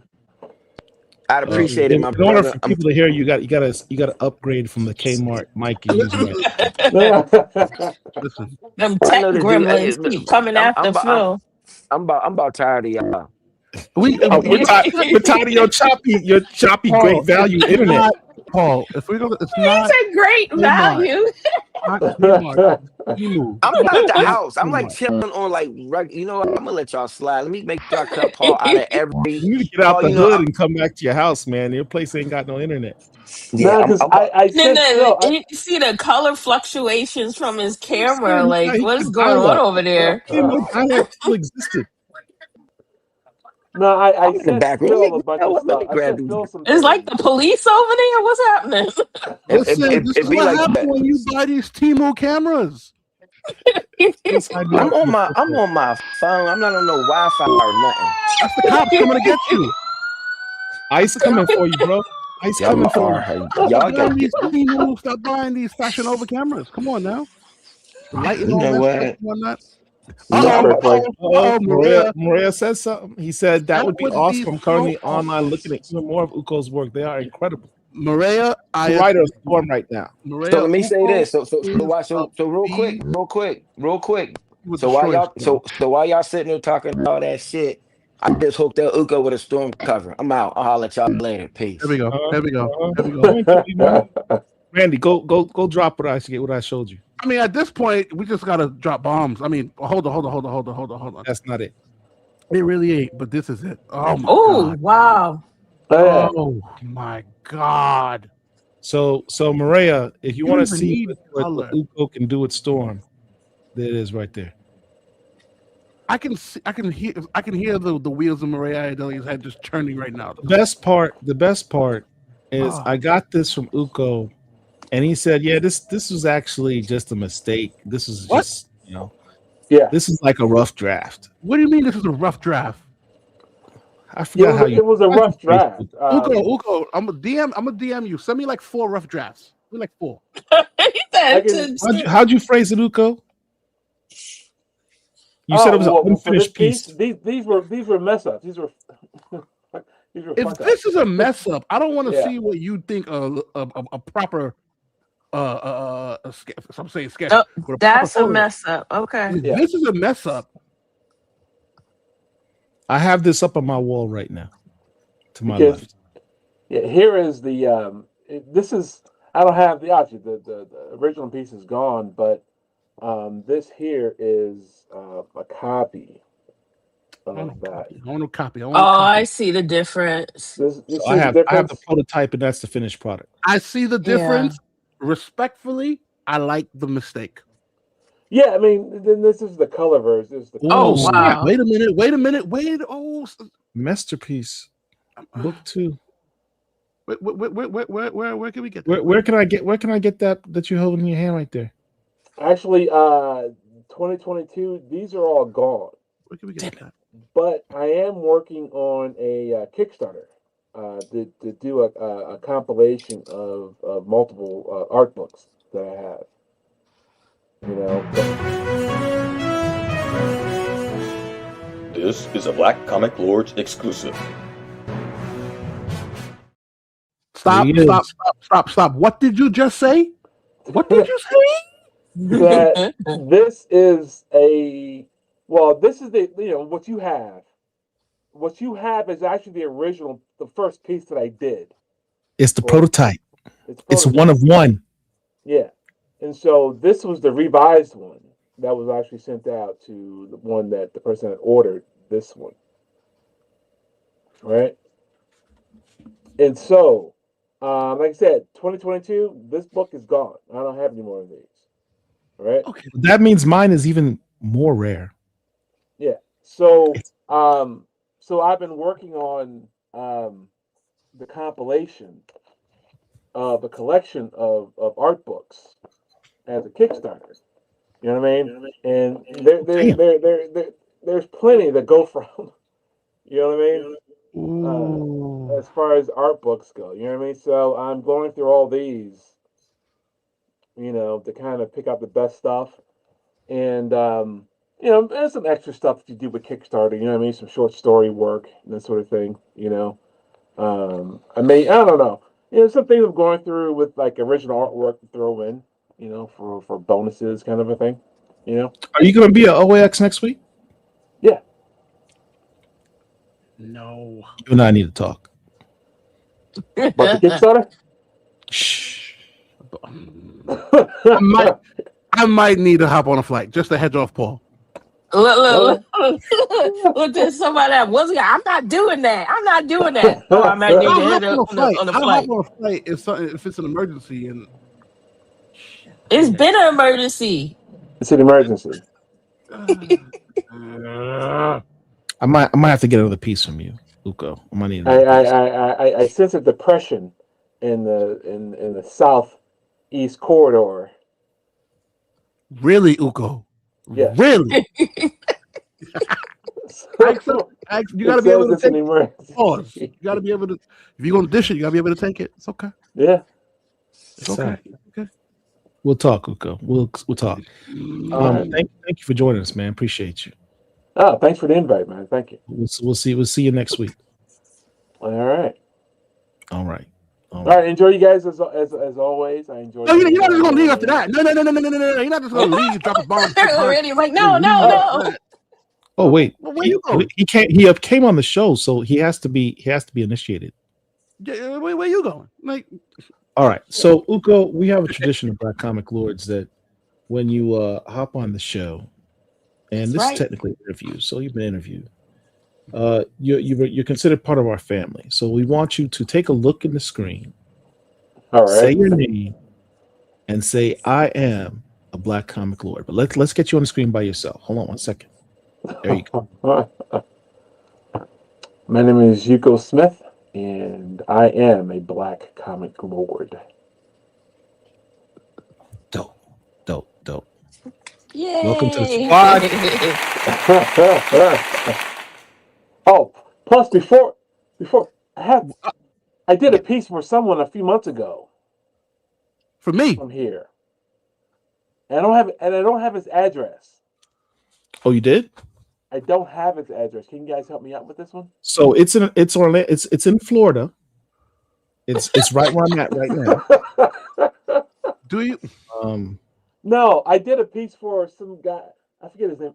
I have it written down, but I can't remember it right now. All right. Well, when I see you next week, just find the name and we'll track down the person. All right. So just show it to me next week. All right, I can do that. I'm gonna DM you immediately. I'm not wasting time. He's gonna DM you. What's his name? Blue Marvel. What about Blue Marvel? Kevin Grievous?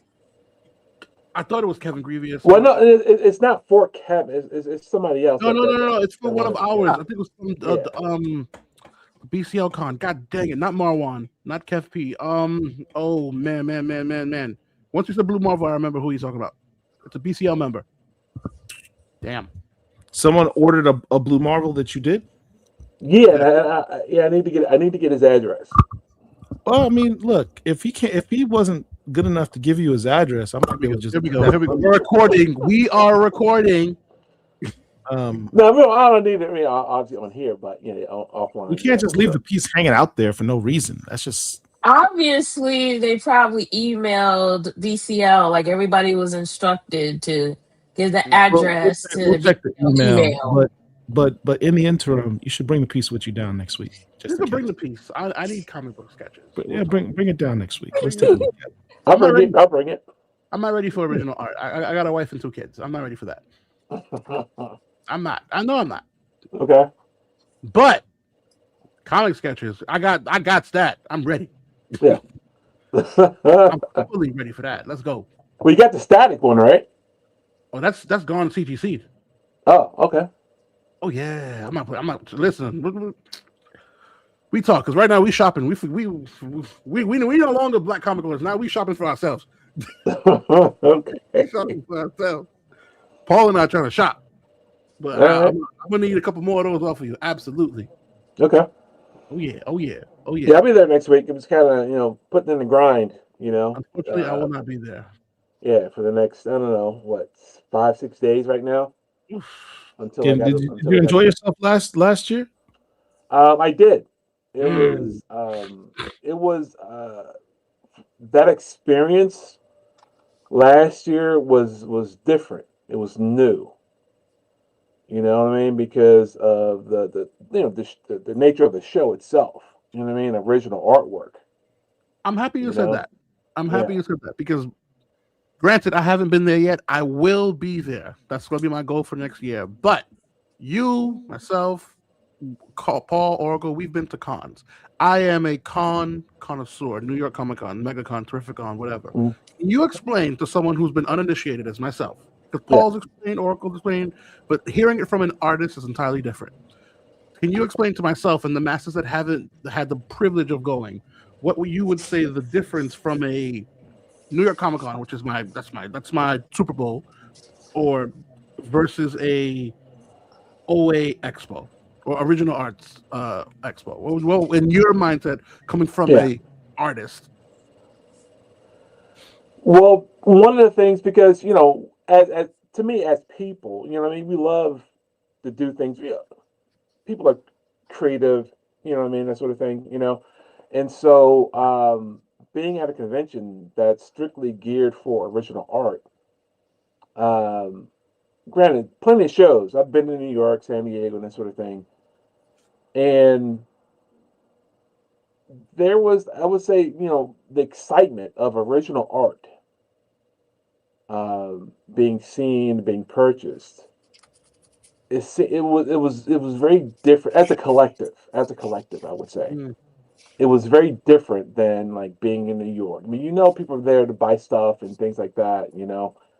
Um, but for this one, it was just different. You know what I mean?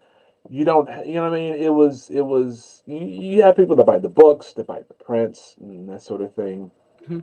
But when you're there for original art, that to me that is a purity that can't be matched. You know, And the vibe is and different. yeah, the vibe is different. You know what I mean? The you know Keyword what I mean? purity vibe. Okay. Yeah, you know what I mean? The expectations that you expect from original art is there. You know, you know what I mean? Like I said, you got art book. I got art books. I got prints. You know what I'm saying? But the original art for me is where it's at. Mm. You know, and so for anyone to get an original piece of art, it means a lot. You know what I'm saying? So that you know what I mean, and getting it from there, and plus you can spend time with the person that's getting something from you, even if they don't. But it's you know you're they're asking you questions about things, that you don't normally get at a normal show, more conventional show. At least from my It's a much experience. more intimate experience. Yeah. You know what I mean? So you don't feel, I would say, like as rushed to talk to someone, right? At OAX, you know, and other shows, there's a lot of people and people want to talk to you, which is fine, which is great, But I felt that at OAX there was just more time being spent with those that want to know, like more about what you do and how you do this, how you do that kind of thing, you know. But just to experience, what you're doing with a piece of original artwork, whether they've commissioned it or whether what they want to think about what you were doing during a particular piece, you know. And so that's what I found. It's different, similar but very different. It was just different, just more time being spent, you know. And the appreciation of it, is there. That seems to be the sentiment. So respectfully, even the private conversations that Paul and Oracle and Phil have had with me, it's like, obviously, because you said something that's 100% right. When I'm going to cons, what am I getting signed? What am I flipping? Oh, a print? Nah, whatever. You roll it up.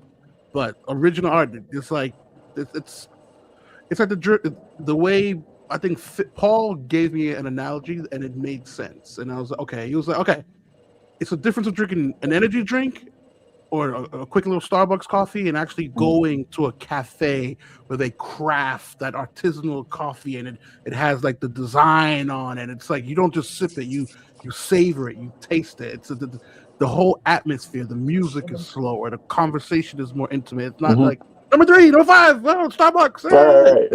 It's a much more calmer, but I don't want to say bourgeoisie, but it is, because I'm a bougie person. It's a more upper echelon, if you will, atmosphere. Not bougie, but yes, bougie. Yeah. It's another level of collecting. It really is. Anybody can say, "Hey, I can pull out this 9.8 slab that I have." Facts.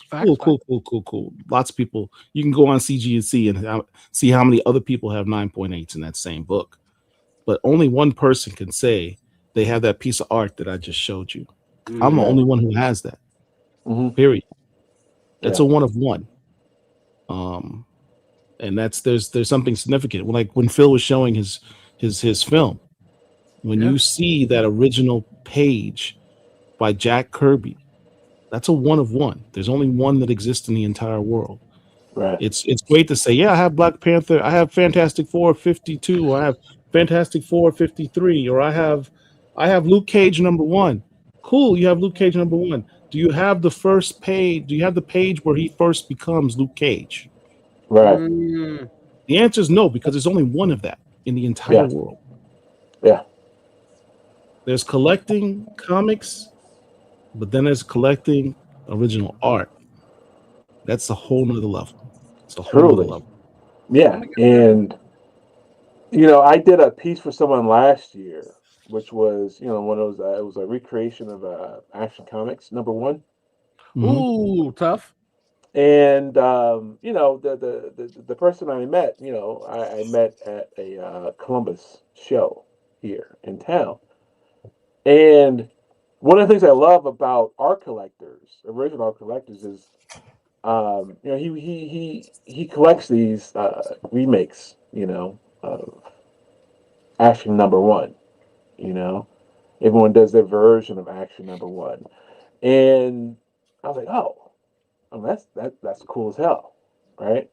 I've never done an Action #1, and the fact that he came up to me at the show, was like, hey, I'll be at OEX, and I want to do this, and he's like, I'm like, cool. I love doing cars, right? And so I'm like, hey, can I substitute that car from Action #1 to the Batmobile Tumbler? Oh. And then that got me more excited, about doing the piece. Because you've seen everyone do their recreations of it. There were little slight variations of it, but I want to do the tumbler because I love that. I love that tumbler, man. That tumbler is badass, So to me, I was like, hey, yeah, could I do the tumbler? And he's like, yeah. So I was like, hey, could you do the what other version of? I forget the Superman version that I did for that one, but just to keep continuity in a sense, there, and so so I couldn't quite finish it during the show, but I gave it to him after the show, and it was great. Just that experience of seeing what other folks enjoy. And then and anyone really just, hey, I want to do this, I want to pay you for that, and then you kind of deliver it, and you put your best foot forward with it, and but the whole thing with the car thing, though, I just got excited about it, so it just gave me a reason of all the things you collect, right? I collect, toy cars and whatnot, what I'm saying? So I'm doing something right now with for OAX next week. Oh Lord. With an OAX ATV. killing me. You know what I'm saying? So this is my model for a piece I'm working on for next week. That's what's up. And and so stuff like that is very exciting, I'm just gonna have to get down there. Enough is enough. Like, all right, I get it. I gotta get down there. I get it. I get it. We're gonna hit you with so much footage after next week. I'm not watching none of it. I'm not, because I'm petty. I'm John. I'm 50 Cent, Tony Yayo, Uncle Murder petty. Oh dang! I am. I'm petty. I'm not watching none of it. No. Nope. I'm not watching. We're gonna hold your eyes open, make you watch. Yeah, you're gonna have to hold my eyes open for next week because I am tired, as we all are. You know what I'm saying? But yeah. But no, I'm excited. I'm thoroughly excited. I can't wait to see what comes out from this next one. I'm excited. Yeah, so am I. A lot of big hitters, man. A lot of big hitters gonna be there, dude. And speaking of big hitters, speaking of big hitters, boys and girls, we got a jam-packed show. We are literally just getting the engine warmed up, just getting this baby moving and grooving. We showed you Big Phil. We spoke about the Joe Illage and the 100K challenge. Ugo Smith came on and tried to break my heart and break my spirit with Paul, but I will not let it happen. I won't. I'm not. I'm too Brooklyn for it to happen. I'm not letting that happen. I'm not letting that happen. But before we go on, This is a Black Comic Lords exclusive. the Almighty Oracle. For those that don't know, her name is Angel. Blah blah blah. Yeah, I call her Oracle. Okay, mine is in the back because we don't want no black women or we don't want no ladies out here getting hurt or domestic violence. None of that. But she is the Oracle, lady in the chair. She's the one that maneuvers and tech. So she is the Oracle of the BCL. Deal with it. Logistics. Thank you very much. Thank you very much. I heard you got to talk to the people. What we got? Well, this is something I've been working on for a couple of years. And then for those that don't know, similar to Randy or Chocolate, sorry.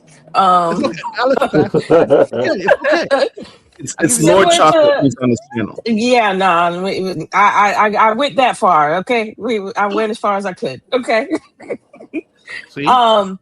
I am part of the Comic-Con circuit, and that has afforded me acquaintances, friends that are in Hollywood entertainment. And talking with Paul and the team, I'm like, you know what? There's a lot of nuance and subject matter that are comic book adjacent. So given the access that I have and the connections that I have, I am going to bring a new talk show. It'll be about once a month.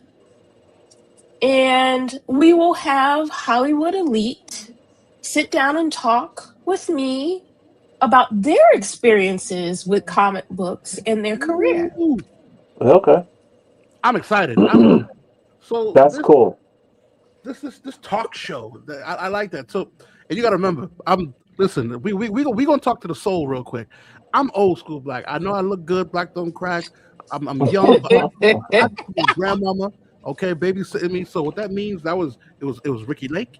It was Jenny Jones.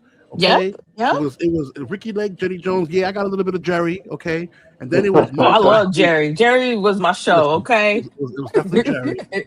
I had Donahue back in the day. Donahue. Yes. Okay. Who was the other dude? And Geraldo. Geraldo. And then I absolutely despise. I knew that it was time to go out and play when freaking what's the black dude? He dated Kamala. Montel Williams. Montel. Wow, yeah, Montel Williams. Once Montel Williams came up, it was time to go outside. And then of course it's time to go. Like, TV's done. I'm done for the day. I'll see TV tomorrow. And of course Oprah. But those Jenny Jones, Vicky, this is my show. So this show, what we call it? How we looking? Well, talk to me. I'm excited. It's gonna be called Angel and Friends. I worked hard on that logo. That took me some time to come up with that. Boys and girls, I need to see the fire in the chat. I need to see that. Come on, man. Angel and Friends. I love it. So, Angel and Friends here on the BCL network. Yeah. Can you divulge on first guest? Yes. So my pilot.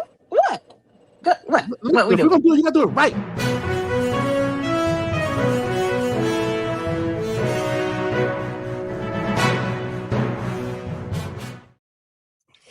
Okay. Yeah. My pilot episode is tomorrow at 6 p.m. Pilot episode. I love it. And so I wanted to get someone that we all know and love. And so we will have guest Carl Lumbly tomorrow. Okay, so Orca, let me ask you a question. Since you've already banned me from backstage, please. Don't let me come to your house. No, you've banned everyone. You've banned everyone. No me, no Derek. No me, no Derek, no Paul. You got it. It's okay. But, No, Derek's included. No, Yeah, Derek's included. Derek won't make any mistakes and accidentally delete the video. There you go. In front of company?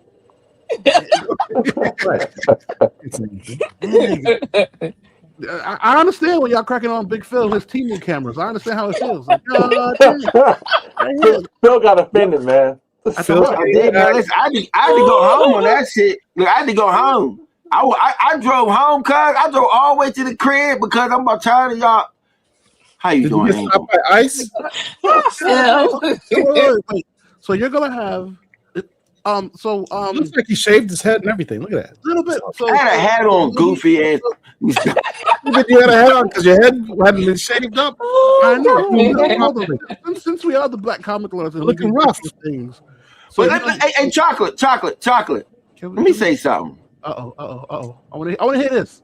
I'm trying to get these books signed out here. You talking about? I'm gonna say this real quick because I wasn't on my phone over my mom's house with no Wi-Fi. That's why. Wow. Why are you gonna dish your mom's internet? So it's your mom's fault. You got a Temu camera. Hey, chocolate man, I'm about to fight everybody in this damn group. You need to take care of your mom's better, man. Give her some better internet. Come on. No, I didn't sign into the internet because I wasn't trying to get on with y'all in the first place. You know what? I'm stopping off of here. I'm about to join. Well, you already in here now. Don't throw those glasses, man. I'm about to join the Rippaverse where they appreciate. Okay. All right. Okay, we cannot have Phil leaving us, so we gotta stop. So the real talk, I'm not staying long. I'm gonna say this real quick. Talk to me. Why y'all talking crazy? It's all love. I ain't messing with y'all. All I'm gonna say is this. How you pronounce my man's name? Ayadele? How you pronounce it? Maria, man, I'm gonna need you to make that connection with Brother Smith, man, to get that storm cover. Listen. Listen. I already said it. Paul is Maria's unofficial manager. It is what it is. Once he comes to New York, once he comes to the United States, we'll grab him. This will happen. And I'm going to say it here, and we're going to give Oracle back the floor. We are going to waive our traditional 10% BCL commission fee for Uko, and we're just going to say instead of that Whoa. let me do what I'm doing here. Dang it. Just in front of company. Let me do what I'm doing. Let me work. Instead of the 10% commission fee. Let him cook. Is that what they say? The kids say? Instead of that normal standard 10% commission fee, just whatever you Paul and Phil, just his sketch or his original art here too. Or go back to you. Let's go. Oh. We're back to me. Oh. Yeah. Well, I apologize. Mr. Oracle, and got me calling her Oracle now. Angel. Hey, okay. I apologize. We interrupted your very important discussion. Absolutely. Your very important announcement. I mean, we're only talking about Hollywood elite, like look, just your talk on the side. It's just the side of scrambled eggs and bacon. It's nothing, right? So talk about who's joining us tomorrow. Carl Lumley. That's we have in Hollywood legend Carl Lumley going to join. Man himself. I know some of y'all are saying, "Oh, isn't it the dude who played Isaiah Bradley?" Yes, but before that, let me explain. Let me be clear. Before that, how I was introduced to Carl Lumley. I gotta see this was in 1993 when he played Mantis. Yes. The second Black superhero in his own self-titled television show. Well, technically, we had this conversation. We had this conversation. He's the first Black superhero with his own self-titled television show. He's not the first Black superhero on television, live action television, but he is the first Black superhero self-titled to have his own self-titled television show. Absolutely. He was definitely on the call sheet. He was number one, where Walter Emmanuel Jones, which is still number one, amazing. Respectfully, Power he had Rangers. 3 whites and an Asian in front of him. We know he was not the first on the call sheet. As dope as we may have thought he was, it is what it is. And then when Tom Mantis television show, think about that year, 1993. That's also the It was same year. 94, I thought. It was 94 when he premiered Mantis, right? In Yeah, 94, 94 year Mantis. before, Milestone had premiered. At the time, Milestone had talks that starting to get interest from Hollywood. Barry Gordy came by Milestone Studios to talk about doing a movie or a television show or something. So Milestone was actually actively trying to look at the possibility of doing either a television or a film. In the midst of those conversations, Mantis was born as well. Wait. I think the people that worked on Mantis actually came by Milestone Studios, if I'm not mistaken. I thought you were going where you were going, and I'm absolutely. Are you telling me that Mantis has some that Hardware may have had some inspiration from Mantis? The Hardware inspiration from Mantis. The other way around. Mantis would have had inspiration from Hardware. Correct. That Hardware was inspiration for Mantis. Correct. Mantis, yes, correct. No, Oracle. I can't wait to see this interview tomorrow. I'm gonna be on my best behavior. Hey, I just sent you something. Can you pull it up? Where did you send it to me? I Messenger. Because I want to make sure people that may have not heard of Mantis, like a lot of us are, connoisseurs of the heroes and actors, and we collect that information because that's what our families did. Angel. Not everybody's old. I'm not saying old. I'm not saying about age. I'm saying connoisseurs of Black heroes in general. Some people have that collection, meaning they look for it, regardless of age. Mantis, I feel attacked. But there are going to be some people that don't know anything of what we're talking about. So I just sent Chocolate a teaser. I'm not gonna lie to you. That was I'm not gonna lie to you. Was on that show. So all of me is that guy, but I have had a massive crush on Gina Torres since I can see black and white. Holy crap! She's great. Oh my goodness, Oh my god, she's Gina! great. Like literally, I was watching Suits the other day, and I'm like, why am I in love with this woman? Then I saw another show from back in the day, and I'm like, because it's her. Oh my god! Right. Speaking of another show, The premise of the show is Carl Lumley's a scientist he's in a wheelchair. He's wheelchair bound, and the sort of parallels with Hardware is kind of like he's kind of this unrecognized, brilliant mind, and he builds this suit that not only gives him mobility, but then transforms himself into a superhero. I'm not doing it justice because it's been 30 plus years since I've watched the show. But that in essence is what it's all about. Boys and girls, let me tell you this. If you want to get more information about this about Mantis and Truth and Isaiah Bradley and all, make sure you tune in tomorrow to what? To Oracle and Friends. Oh yeah, baby. I'm sorry, Angel and Friends. I just changed your name. I done changed your name, Angel and Friends. I'm excited. Yeah, make sure you subscribe to Black Comic Wars because what time tomorrow? The first of many. So you 6 don't want to miss notifications. You don't want to miss anything. You don't want to miss. 6 p.m. 6 p.m. Eastern Standard Time. There should be a slide that shows the little thing I put together. I got you. Hold on, Mama. I got you. I'll pull it out in a moment. But I'm thoroughly excited. Oracle, this is gonna be dope. I can't wait to see episode 1 and what else we got in store. Oh man, I absolutely can't wait. Check it out. So, boys and girls, I need y'all So make sure y'all go and bookmark this joint. Check it out. Boom.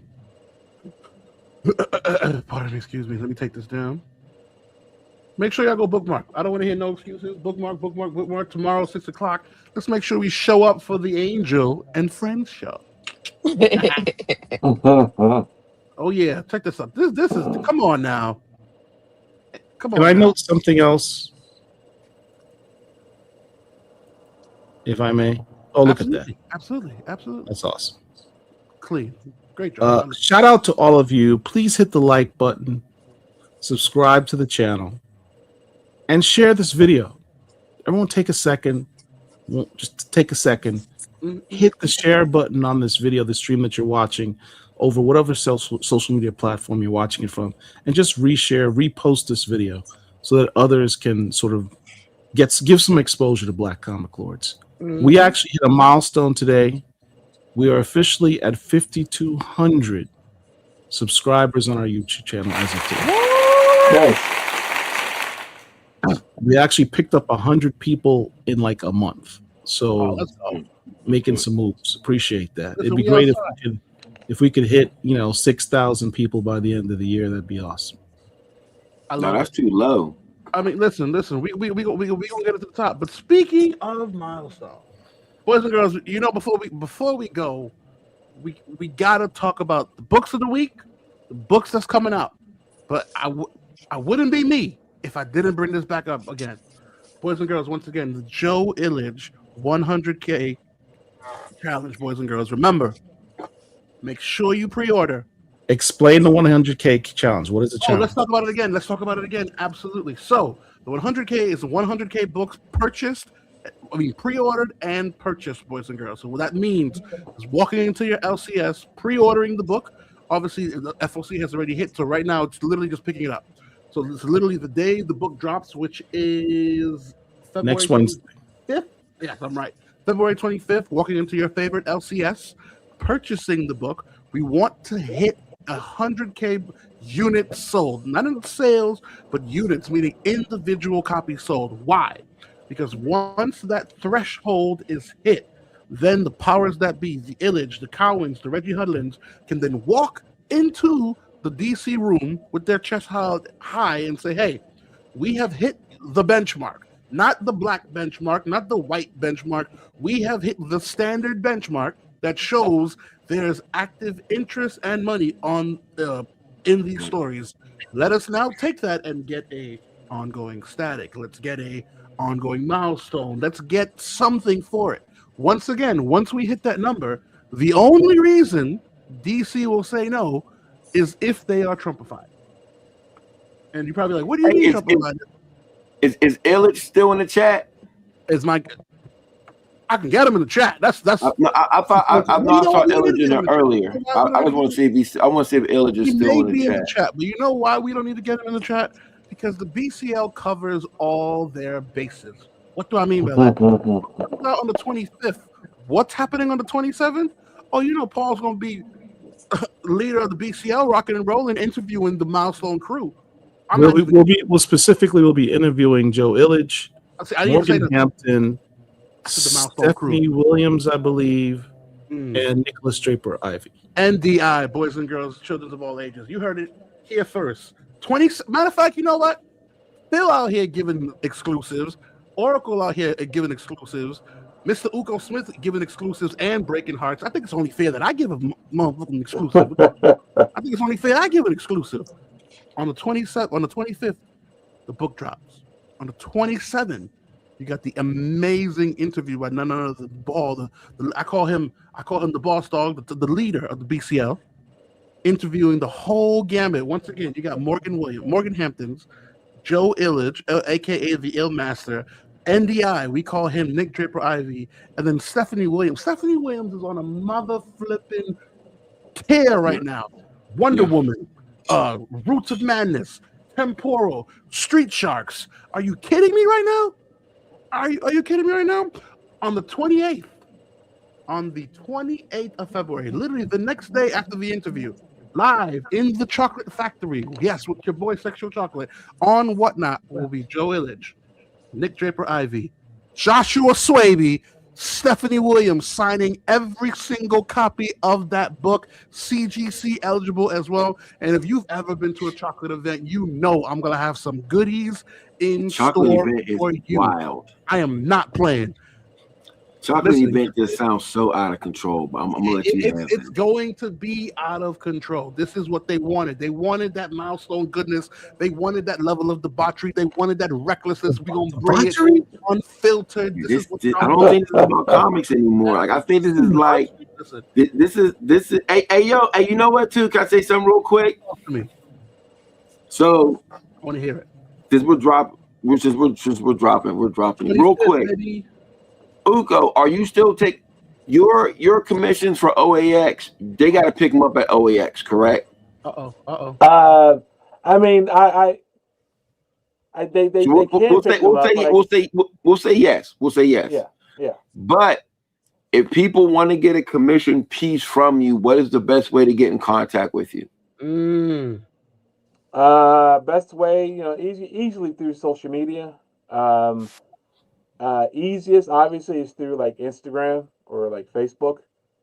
But I have an email, but the easiest way I keep track of it is through like Instagram or Facebook, are the ones I normally get commissions through. Right. Can we take that comment off of there while he's talking? It's like, man, where did the ninja disappear?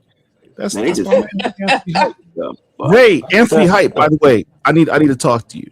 I'm gonna hit you up. And real quick too, we've been shooting around this idea because our best conversations are after.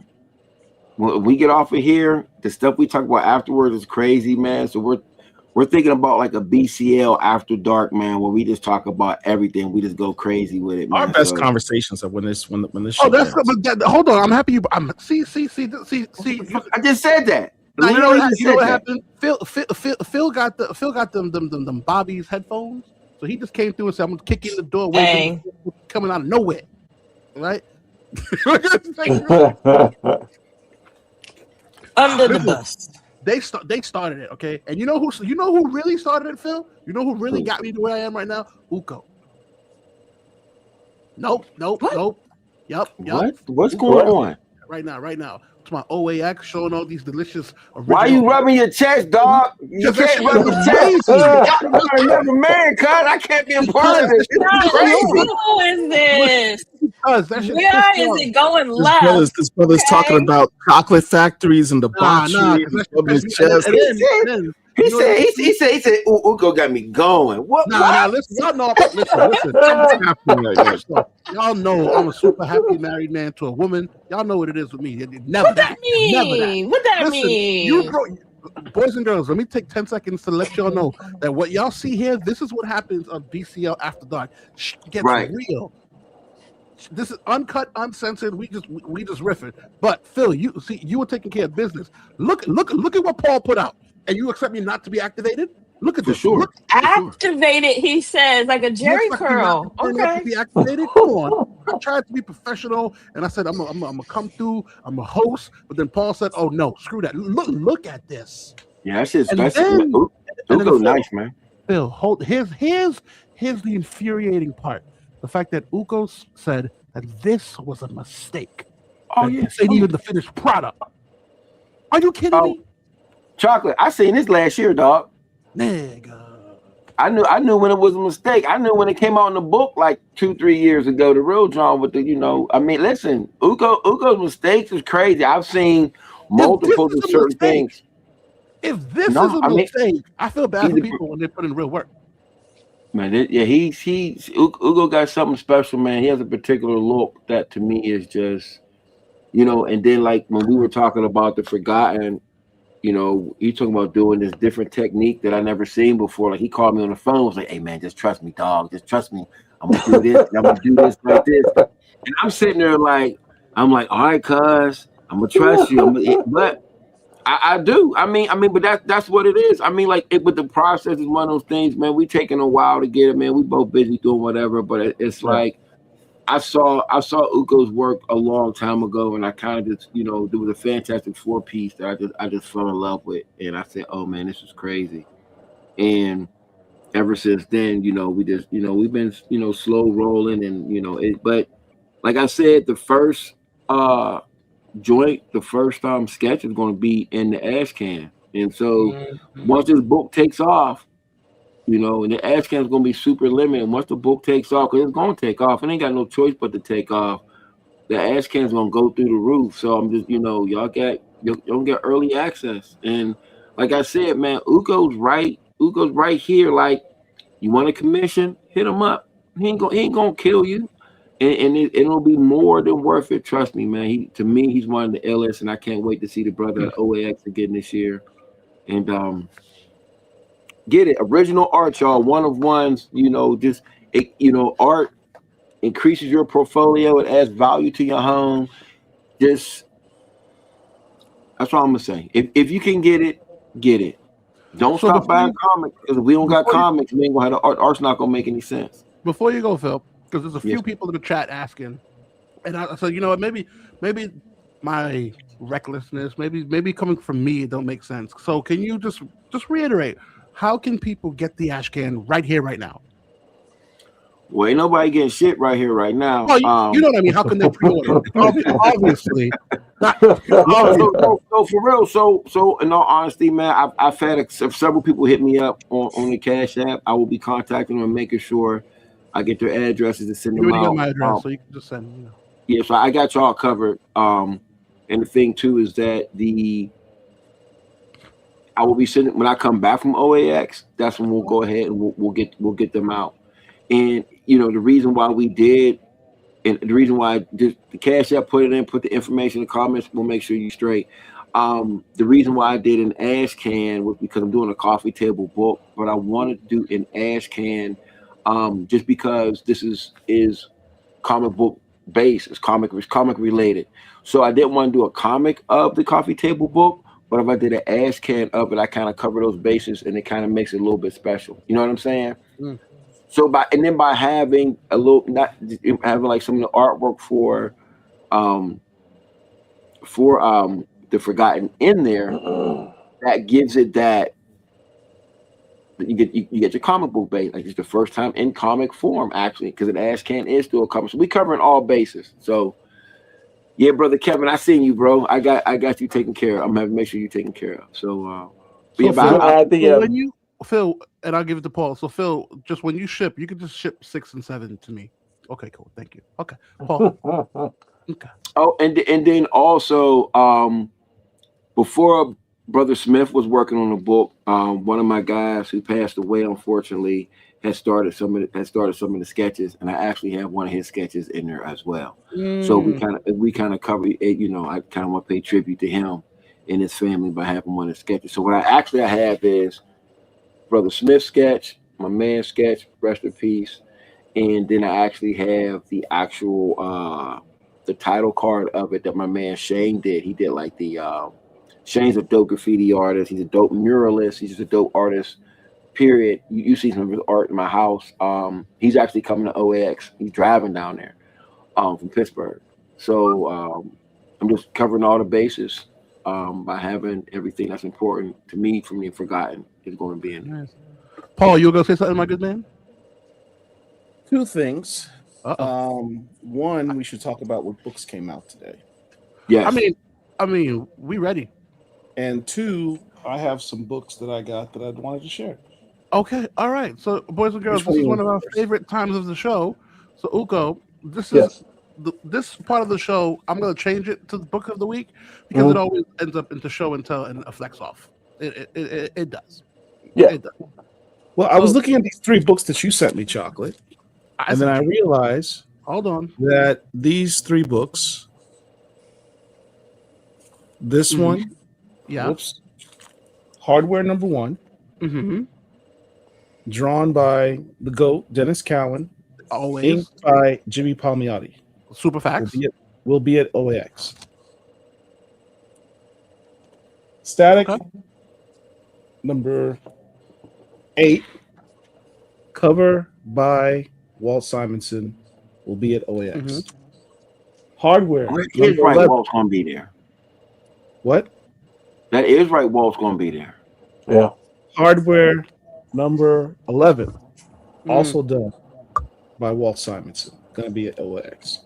So inadvertently, you would actually sent me some books that I can all get signed by the artist next week. You trying to hurt me, but you know why it doesn't hurt me? Because Dennis Cowan already sent me a package that arrived today of signed books. You do remember Jimmy Palmiotti lives in Brooklyn. It's already done. You trying to hurt me? All But right. Let me move on. Why do we always have to do this? No. You know what it is, Phil? He tried to hurt me, but he must have forgot who I am. He must have forgot. Like, I got juice too. You know what I got in the mail?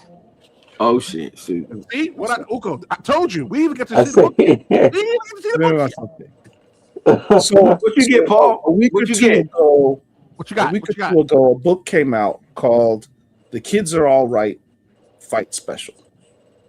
Right, and in that book, they have a new super team of kids at DC Universe, sort of a new Teen Titans type thing. One of the teens is the son of Mr. Terrific. So that was cool. It also, if you look at the book, has the reappearance of Static in the DC Universe, his first appearance. So although in a few weeks we're going to have the DC Dakota Incident book, DC Universe, Dakota Incident book, and the Milestone Universe is going to be merged back into the DC Universe. Static has already been reintroduced, and it happened in this issue. And I have the one that's the Junie Ba cover. That's a clean cover, yeah. Nice. It's Junie Ba cover. So always have to represent for Black artists. Also who told the received. BCL to get that book. Huh? I wonder who told the BCL to get that book. Well, I knew about it ahead of time. But yes, you did tell the general BCL. You're the one who broke the story. Talking Maria Iodella in the building. Shout out to Maria, writer of Storm. Picked up probably a low grade key. I mean, in many respects. This was like low A grade. Storm book. wow. X-Men 201 and 9.8. Significance of this: Storm has no superpowers, fights against Cyclops for leadership of the X-Men, and beats him. Beats the dust out of him. Talk that. Showing the world Storm has hands. It has nothing to do with her powers. She's a warrior. This is the issue that proves Storm is a warrior. 9.8. Nice. Golden number. Staying in the X-Men realm. Let me take this price tag. Man, I ain't spent no money on books in so long. This is crazy. I'm about to go crazy in a minute. Listen, you spend it. You buy original art. You good. You don't bought like Let me take that off 17 there. comic books a month. You fine. So there is one key that I don't have in my collection. I'm embarrassed to say. There's only one? Oh, yeah. Giant size? Don't have giant size X-Men. I do not own a giant size X-Men, number one. You ain't the only one. But I got the second best thing. What's the second best thing? Okay. No. Did you really? Giant, Let me see. does it relate to giant size or is it something Let else? me see it. What's the second best issue of giant size X-Men number one? Anybody? Just wait. Does it have to do with X-Men or no? Has to do with X-Men, yes. 94? That's right. 94. X-Men. Come on, y'all. Y'all gotta be quick with this shit. Ooh, wait. Why is it? Oh, JSA. You got a sound copy. Nice. Hold on. Who's Is that Claremont? What's the significance of Uncanny X-Men 94? Who's the signature by it? Read it to me. First, tell me what's the significance of this issue. That's the first. That's the first regular issue with the new team. It's the first regular issue with the new team by themselves. Mm-hmm. It's the second appearance of the new Uncanny X-Men, right? Third appearance of Wolverine. Third appearance of Wolverine. Second appearance of Storm. And the very first issue that began arguably the greatest Uncanny X-Men run of all time. Of all time. By Chris Claremont. Yeah. Yeah. Who's I would've who's thought the that's- signer of the issue? Who signed it? Chris Claremont. Why the hell is that a black label? It's not a black label. It's a yellow label. It's a No, signature label. black. Oh. Authentic autograph. Send that shit to me. We'll fix it. Chris Claremont. Why the hell did send it to me? We'll fix it. Fix it. Actually, you know what? No. Sit with it. Man, what is wrong with you, Chocolate?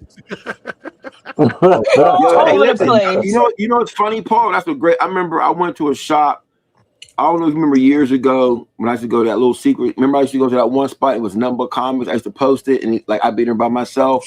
And I found a spot that was a it was an antique shop, and they had a third floor with Number Comics. And I picked up 4 94s just randomly in the bins. In the store shop you took me to, that big warehouse underground. Very nice.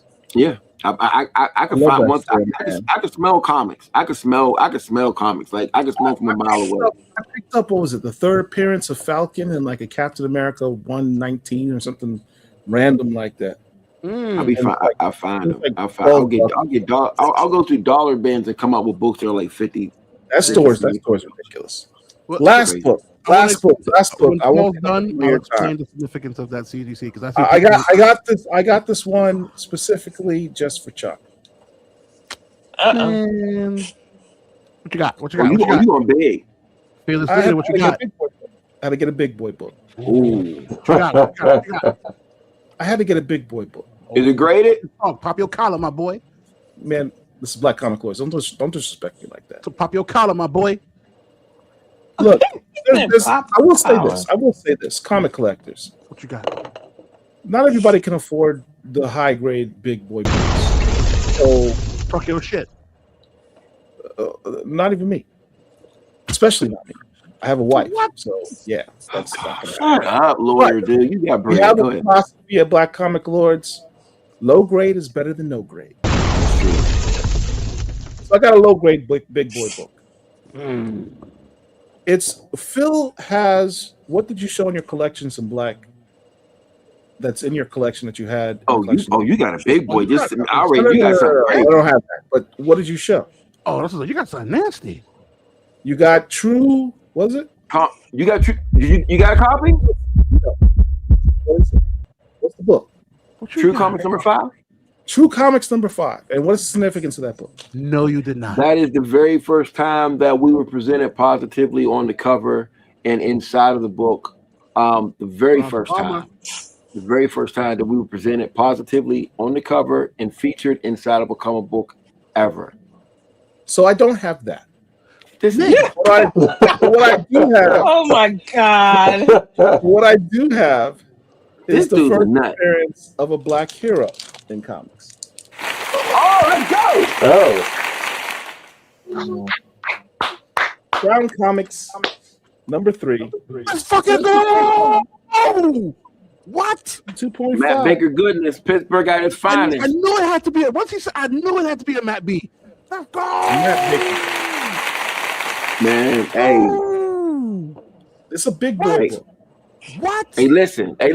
What? You already know how I feel about that book, man. So you know I gotta give you your props. Hey, look, welcome to the Big Boy Club, cuz. Listen. Pop your collar. Yes, sir. What? Listen, boys and girls, I don't need Phil to talk. I don't need Paul to talk. I'm be quiet. Let me explain. Yeah, I done got learned. Let me teach. Boys and girls, I don't think y'all understand. The way this man was drawing, number one, and then the way he was drawing females, the fact that as a black man, that the white publishers had to grab him and put him on books. I don't think y'all... What? 2.5? Let's go! What? Matt Baker? Yes, sip your brew. You done for the day. You done. You finished. Mic drop. You done. Oracle, you next. Oh, Where did Phil go? I thought I showed I him love how he goes earlier. off screen and then it reveals this dope ass storm he's got behind him. Nah, you done. What? You done? I don't have anything crazy. You don't have to do nothing. Whatever you got for the week, mama. Rocket Here we Racer go. got this week. That's what Paul got this week. It just so happened to be the shit. So, do y'all see this character? Rocket Racer. What's his name? Oh my Rocket God. Racer. Yeah, Rocket Racer. There we go. Isn't there a And figure for him? Like a toy? what happened? Like There, I might be an action figure, but Yeah. I hadn't read this in so long. But this comic book is number, was it 183, volume 1, has a lot of nuance where people are misinterpreting. People think Peter Parker's a bad guy. People think the character for Rocket Racer is a bad guy. They both have, relatives in the hospital. If you're able to get it, like, this is the thing I like about Marvel, is that they took the time to really show social nuances of the time period. And then you can also use these as a litmus test of how much progress or lack thereof that we've had, because the stuff that happens in here is still happening. Fact of Where money. the assumption is somebody's a bad person because of how they look. So that's the message for this week is issue 183 of The Amazing Spider-Man, and you got Rocket Racer on the front, and they correlate the advertisement. So if you collect Marvel from, what is this? It's not Silver, a Bronze Age. They have a lot more black characters in this one just because of Rocket Racer. So I picked up on that too. So and then of characters, people of color in there, black in particular, in here because of Rocket Racer. So I thought that was significant. That's all I got. Speaking of that, Oracle. Message. Now, which book? And this is I say Oracle, but this is open to the floor. Which one had? I called him the Prince clone. I think his name was Ace, and Ace 2. Oh, That was Ace. that, Yeah. That was annuals 1 and 2. No, it wasn't 1 and 2. I didn't realize until the other day. It was Peter Parker's Spectacular Spider-Man annuals. I gotta look it up. I just realized the other day, Paul, that was done by Christopher Priest under his original name, Right. Jim Owsley. Yeah, I was like, wait a minute, what the? I know this name. That's Christopher Priest before he swapped. I was like, oh snap! Didn't put two and two together. I said, that's dope. Very dope. Spider-Man annual then. So I would say Phil, what's next? But I'll take this one for Phil because I know what's next. What's next? Is that ash can? I know what's next. For everyone that's asking, is that ash can? You hear it here first. So the ash can, $10 if you're going to be at OAX, physically pick it up. And then we said $15. $15. Cash App information is right here. Send it to DJ Big Phil with 2 L's. It will ship after OAX Expo. And then, remember, this is just a teaser. The big boy is that tabletop book. Put it on your table. So like those that go in, you see those Virgil Abloh books and all those collecting books. And by the way, like I said earlier, I did a little research. These tabletop books be going for $150, $100, Yeah. $50. Phil's not charging nowhere next to that, and he's giving you the This is gonna be It's this is better. gonna be like the format of the book. There you go. I didn't even know you had that. Bet. Let's go. So this will be like the format of the book. It'll be like a coffee table book. It'll be like something like this. Like this will be like the that's tough. size. It'll be something like this. You know, It's gonna be hardcover. The price. I'm not. I'll be very honest. I'm not sure the price point. I think I want to keep it fairly inexpensive, but at the same time, I want it to be a very limited and exclusive situation. Like I want it to be one of those things that I'm not printing up. There's not going to be 5, 6, 7 printings. You know, I still want to have some type of comic aesthetic when it comes to this is the first print. You have to get it. I might do something crazy, like I might do like a variant cover for it or something of that particular nature. That'd be dope. But the thing is that I don't want it to be too expensive, but then at the same time, the people who this is catered to are used to spending thousands of dollars for artwork. You know what I'm saying? So at the same time, I don't want to play myself at the same time. You know which variant cover I want? Ooh, Uko had asked you a question as well, Phil. I don't think you heard it. He asked if it was going to be a hardcover. That was my I ain't talking to Uko, man. Uko sat there and did what he did with that magic commission. What I wanted. I'm gonna let Uko slide. Say no. It's it's all about what it's going to cost, and I'll be very honest. I think that I have a big event that I'm gonna do this summer. I talked to Paul about it. It's gonna be here in Pittsburgh, and I think I got to make an announcement before the end of this month is out. But I'm gonna do a big event here. Fuck it, I'm gonna do a con here. Oh shit. Yeah, and when I do my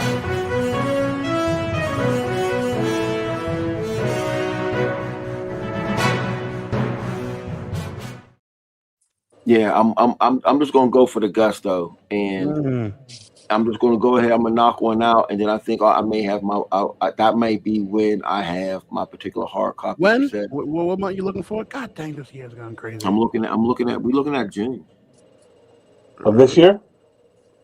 Uko, you know you already on deck. I need to know what dates you're able to be there. June. The only thing I have for June is Heroes Con. Yeah, normally it's Heroes Con for me in June. And that's in Charlotte, right? Yeah. So I'll be there. So I'll be in Charlotte during that time too, because I'm going to have we got Collections in Black's going to be in Charlotte.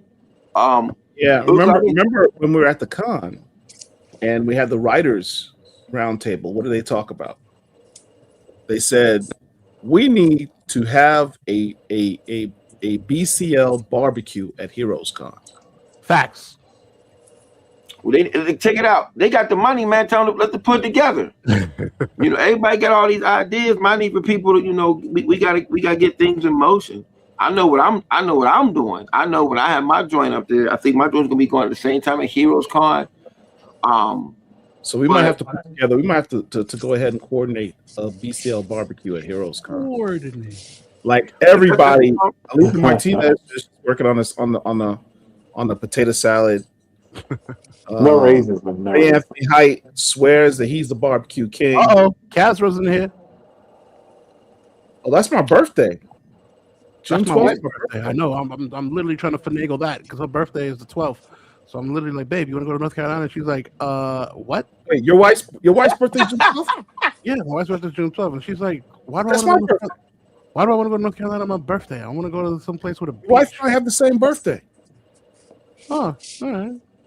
And I found the comic book. Pretty nice. Pretty nice. What's that? What is that? What's that? What you got? What is that? That's the book you are talking about.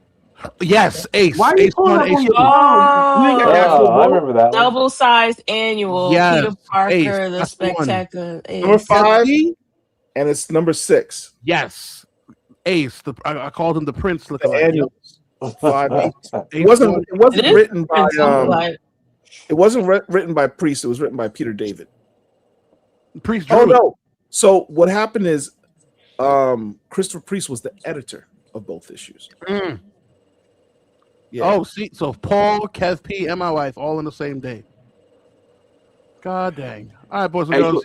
so check this out real quick. I got something else. So all right, so we got the crown. I'm gonna give everybody another comic jewel that a lot of people don't know about. So I'm sure the serious collectors know about a comic from back in the day called Negro Heroes #1. It's one of those golden age yeah. I actually do. black books. Okay, so what a lot of people don't know is that Negro Heroes #1 is comprised of a bunch of reprint, a lot of reprint. People don't know that. So while it's a sought out after black key, a serious key. So I don't know if Chocolate or Paul can look up Negro Heroes #1, and we can put it up on the screen so people can get it. That book, you know, from the right person will cost you a whole lot of money. what I'm about to do is I'm going to show you the book where the actual story with Mary McCall Bethune that's in there. That's it. That comes in that particular piece. It didn't come in that book first. It was in a whole nother book all together. And a lot of times with comic history, we just don't get the history correct. So you got a copy of Negro Heroes to show on the screen? Anybody can look that up? I got it. Let me do what I do. All right, so that's Negro Heroes #1. All right, very important book, very sought out book. So here's the thing: it's actually a bunch. It's a bunch of reprints, right? Most people won't know that. This is where it actually comes from. Hold on. I knew you were setting up for the alley. I knew there was an alley coming somewhere. I knew it. This is an important book for anybody. Calling All Girls. What is that? It's a comic. I know that, but talked about. I got multiple, by the way, but I don't want to show out. What's the significance? Oh, so but what we're gonna do is, and I usually don't open stuff up for stuff like this. You better have some gloves on. Not for this. Look at this. You know what? I'm being very careful. So you just touching that with no black gloves? With no gloves. Wow. I'm already black. My hands is already clean. That's how you know you got multiple copies for you to just disrespect. Right. That must be your reader. That must be your reader copy. Oh boy. So listen, Negro Heroes #1. The original is the April 1945 Calling All Girls. Listen, you can find them in little dollar bins, $2 bins, and now you got a super come up. I would say, I'm not making a big. Let me tell you this, and before y'all sit back and make y'all little jokes, when we sit back and we point out the importance of a book, that book goes up. If you don't believe me, look at Eben. People snatch up Ebens for like nothing. You know how much Ebens are going for now? They're going for crazy amount. 9/8 just went for something ridiculous. Like $6 grand? Let me tell you one more time. This is how you smoke a heifer. Calling All Girls, 1945, April issue. If you see it, grab it. Because in a minute, I'm going to make a big deal about this book. I'm going to make a big deal about the Negro Heroes being in reprints, and this is where the original is. So, very nice. Y'all can wait. 2-3 years from now, all I want you to do is say, I appreciate it.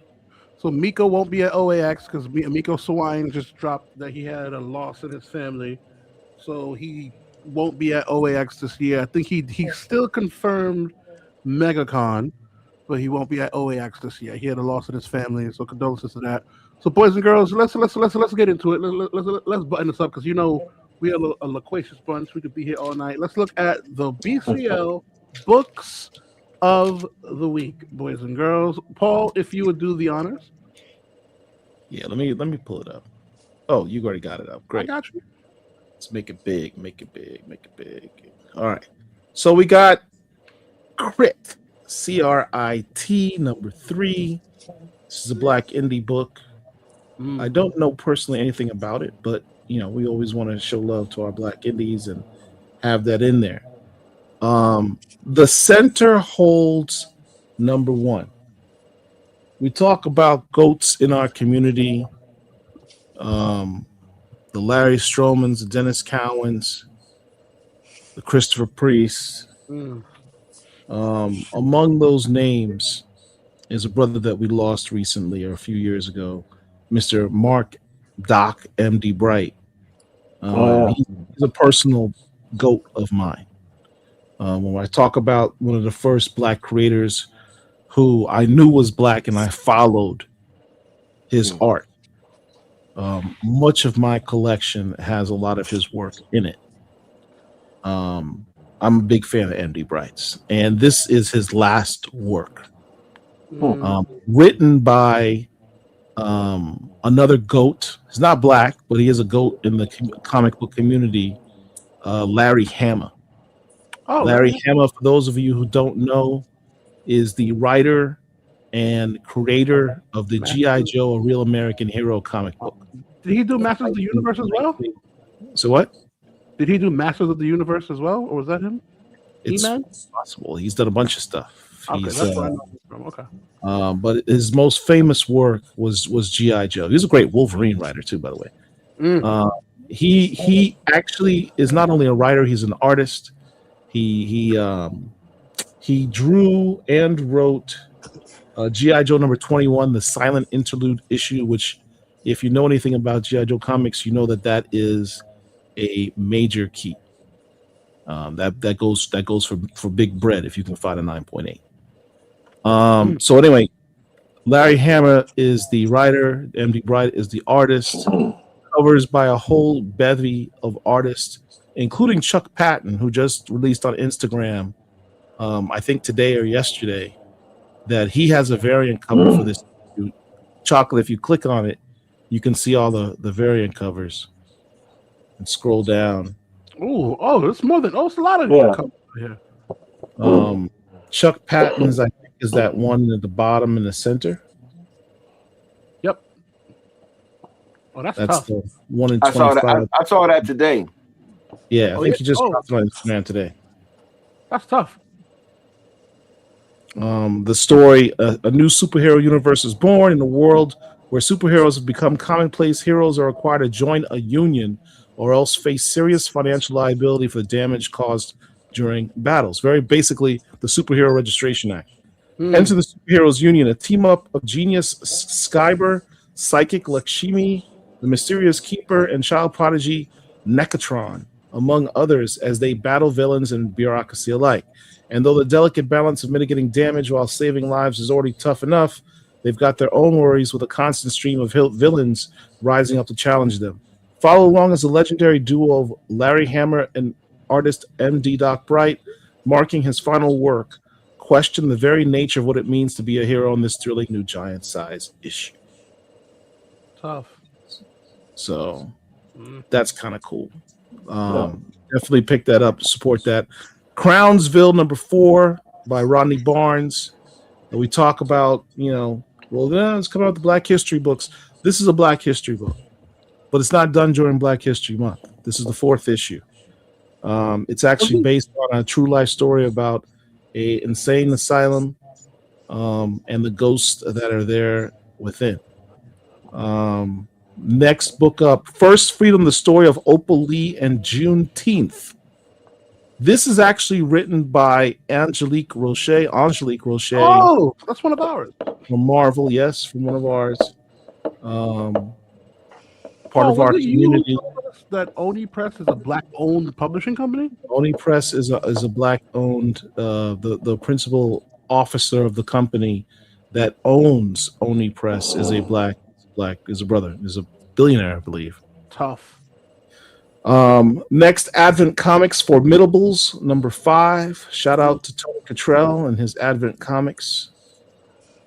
Next, writer we just mentioned that we're going to be interviewing again in a couple weeks on February 27th, and tied to the DC Milestone Universe Dakota Incident, Morgan Hampton, who is the now solo writer on Green Lantern Corps. If you're a Green Lantern fan, this is the book you want to read. It's got basically all the best Green Lanterns are in it, and oddly enough, it's the blackest Green Lantern book you've ever seen, because it's like hella black folk, and it's just people of color, black and brown folk all throughout this book. It's kind of crazy. I'm not certain how he got away with that. A new book series called Just Brutal by Ignition Press. Can you click on that one? I don't remember. Ignition Press. That's the same publisher of Roots of Madness. Roots of Madness. Yeah. Ooh, Jorge Corona. Tough looking cover.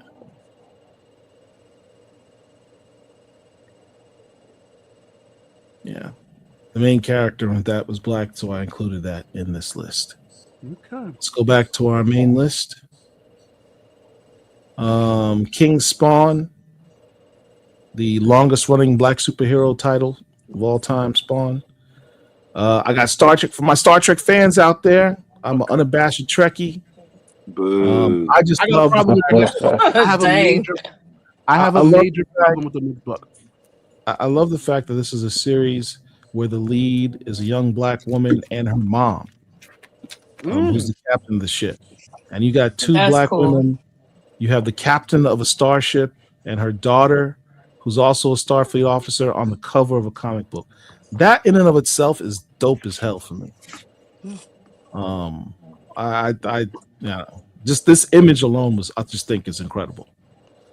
So Star Wars Jar Jar #1. I got a problem with this. I got a problem. I got a major problem with Look, this. I got a everybody major who's a respectable Star Wars fan, a black person, especially people of color, they have their issues with Jar Jar. Well, and I'm my not thing saying is- that there's no reason not to. I'm right there with you. But I have Black this on this History Month, list. you dropped this book? I have this on this list because the artist is your boy TC. I know Warren TC. Clark. Hold on. Remember, during my solo show, I said that TC is doing something that I don't believe has ever been done. For Black History Month, TC is doing every Black History Month cover for both Marvel and DC at the same Marvel time. and DC, correct. I don't think that's ever been done. Correct. And- so if you look at the variant cover, which is to the right, I still hate this. you book. have. Go ahead and click on the one on the right. So that's that. If you look at that character on the cover with Jar Jar, that's the new Jedi Knight who appeared in the Mandalorian television show, Kelleran Beck, who was played by Ahmad Best, who is the actor who played Jar Jar Binks. That actor got so much flack, particularly from the black community, from his portrayal of Jar Jar Binks. Like, I think he actually had to seek counseling and dropped out of acting for a He while. did. Yeah, He He did. literally went through Yeah. he went through some mess because of that portrayal. So him being given a positive black role in Star Wars was kind of redemptive for him. He had one of the dopest lightsaber battles that we've seen in that episode where he played Kelleran Beck, who actually ended up being a Chopper's hero a hater, yo. and saved Grogu, the little Yoda kid. So that's him on the cover. I believe this might be his first portrayal on the cover. But anyway, this is his. He wrote this issue. Also, listen, I don't. Part of me feels like I don't care. I don't like Jar Jar. And I don't put that. Man, Well, think of it as it not being about Jar Jar. It's about Kelleran Beck, who's I don't want actually. it. I don't want it. You could have dropped it. You could have dropped this in January. I don't want it. It's the idea. You dropped it on Black History Month. You knew. All what right, you so were doing. let's go deeper into the well of Black History Month with I the want next it. issue. I don't want it. Your boy TC All right. released this first part of a 2-part cover. This is the variant that There's an ill cover, yo. He's I mean, crushing. I don't care that it says Jar Jar at the top. This is a dope image. And this is waiting for only the- half of it. The other half is a cover for I think I it's want to say Mandalorian? Star Wars itself. Yeah. Which has a bunch of black Jedi is on the other side. So yeah, I'll wait Torrin for the Clark, version. he threw his entire leg into this one. This is incredible. This is a beautiful image. Look, understand, I'm a man of a certain age. I grew up with Star Wars, Star Trek, Battlestar Galactica. Yep, me The too. thing with these properties is black people were few and far between, and the concept that black people could be out in space and be heroes and be leads for people of my generation, that wasn't really a thing. Right. All right. That whole A lot idea of- is hated. Like The a whole- lot of whole- y'all today, the generations today, y'all are kind of spoiled, really, when you think about it. And I don't mean that in a disparaging way. It's just No, what for you don't sure. know. You don't know what you're used to seeing as normal is abnormal to people of my generation. We didn't get to have the plethora of what you see in terms of seeing black leads and black heroes, seeing a black Jedi. That's something that 5-year-old me, when I went to go see Star Wars, would have loved to have seen a black person wielding a lightsaber, because I and- was Yes, the sir. kid who would get a lightsaber and pretend he was a Jedi, wishing Come on, that man. there was a Jedi Knight that looked like me. You preaching now? So, you know, I take a lot of these comments that I see in these spaces with a grain of salt, because I remember what it was like to not even have the option of stuff to complain about, Right. because it didn't exist. And it didn't So- exist because they hated the idea of They still do. anyone black. Yes.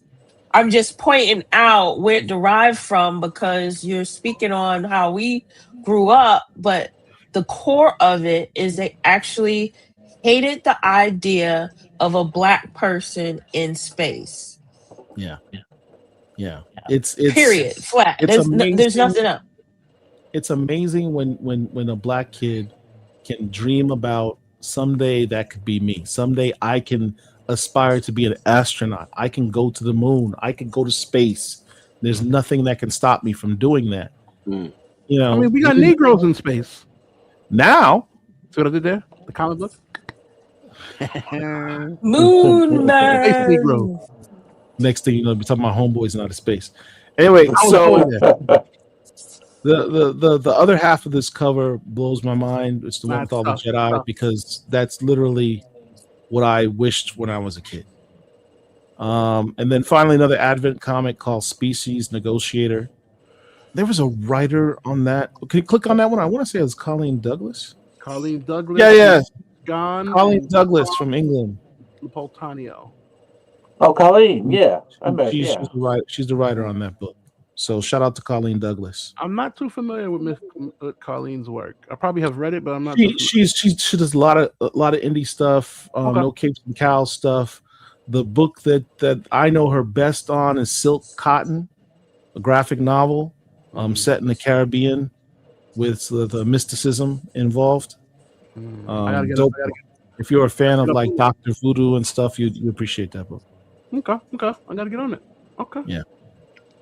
You know, Paul, I like to add too. I think one of the reasons why you had how we were talking about, you know, just not thinking about us being in space and whatever too. I think a lot of times, a lot of us didn't embrace the No, style so serious. Stop. Let me We're not- finish. I'm not saying no. I'm gonna tell you some real niggas. I'm real shit. What you talking about? I talk to people. Whoa, we are not after dark yet. We are not after dark yet. Wait. I talk to people every day who will be like, I don't watch this because this isn't real. I don't watch this because this isn't real. I don't do this because this isn't whatever. The issue is a lot of times we weren't even allowed within ourselves to think outside the box and to think about that in that particular piece. I'm not talking about nobody stopping us. I'm talking about within our own within our own particular community. But wasn't, you know, are we- just but Phil, you are just highlighting the results of us being cornered off and lack of representation. That is the result. Because if you don't see yourself There it is. in the astronaut, in the rocket scientist, in the mathematician, in any kind of math philosophy that, you know, expounds on possibilities in sciences, you can't believe it because you don't see it. You're talking about the results of being Right. kept from. I understand that, but I ain't talking about me. Let's get that out. That's not what we talk. I'm being I'm not saying- trying to be. What I'm not you trying to be said extra is the result philosophical. of. What I'm saying is, I'm being real. Like the real shit. Like even today, for instance, let me ask you this. Besides for your blurs, to keep 100. Besides for your blurs, a lot of times you'll sit back and you'll talk about some of the greatest, whether it's your Game of Thrones or whatever. A lot of us will be like, I'm not sure because they haven't. We said no representation. They haven't seen that or whatever, right? So I do understand that particular piece. But I'm gonna tell you where we mess up at. I also don't want representation where representation is not. You know what I'm saying? doesn't count or it doesn't matter. Like I hate when I see stuff where it's like, and I just keep it 100. Like the one thing I don't like seeing, I don't want to see the Greek gods and they look like my homeboy from down the corner. Like I don't need Thor to be Hakeem. You know what I'm saying? Like I feel like we have enough stories that we could tell ourselves, but I feel like we got to get to a point where we give our audience, or we give our, like when we're sitting there and we're doing these type of things, we got to pull our friends like, hey, look what we're doing. Like, I'll be honest, I have more people, like for instance, when I was DJing the Penguin games, right? The Pittsburgh Penguin games, wasn't no brothers going to no damn Penguin games until I was down there DJing the Penguin games for the most part. So now you got people like, oh, Phil's daughter, oh, I'm gonna come check it out. What happens is that we got a lot of our people who like some of this stuff, and there's so much nerds to the highest level that I don't want to be around the dude that runs around with the Dragon Ball Z shirt buttoned up and got the little thing in the lunchroom. Man, I'm gonna beat your ass, man. You keep running around me like that. You know what I'm saying? So that's being real. Like we gotta be real with it. But I feel like we're at a point where we are part of this culture. We have created so much of this stuff that it's from Jackie Orms to Matt Baker to Arvo Jones to Uko Smith, that we do it in a way where it's not looked at, oh, this is just that weird comic shit, or this is that weird or whatever. And that's why I feel like now we're in a place where we're in control of telling our particular stories. And to go with what Paul was saying, we have gotten so accustomed to seeing us all over the shelves that some of us who are not at a certain age don't know anything about before, where that wasn't the case. I don't even think there was a brother in Buck Rogers back in the day. You know what I'm saying? So just he was Panther Man. He had the little with his hair with the little dippity dap or whatever. Yeah, Panther Man was the thug dude, bad guy. Right. But there wasn't no I just keep it 100, man. Like I just, hold on. I understand that, but I do have to interject here.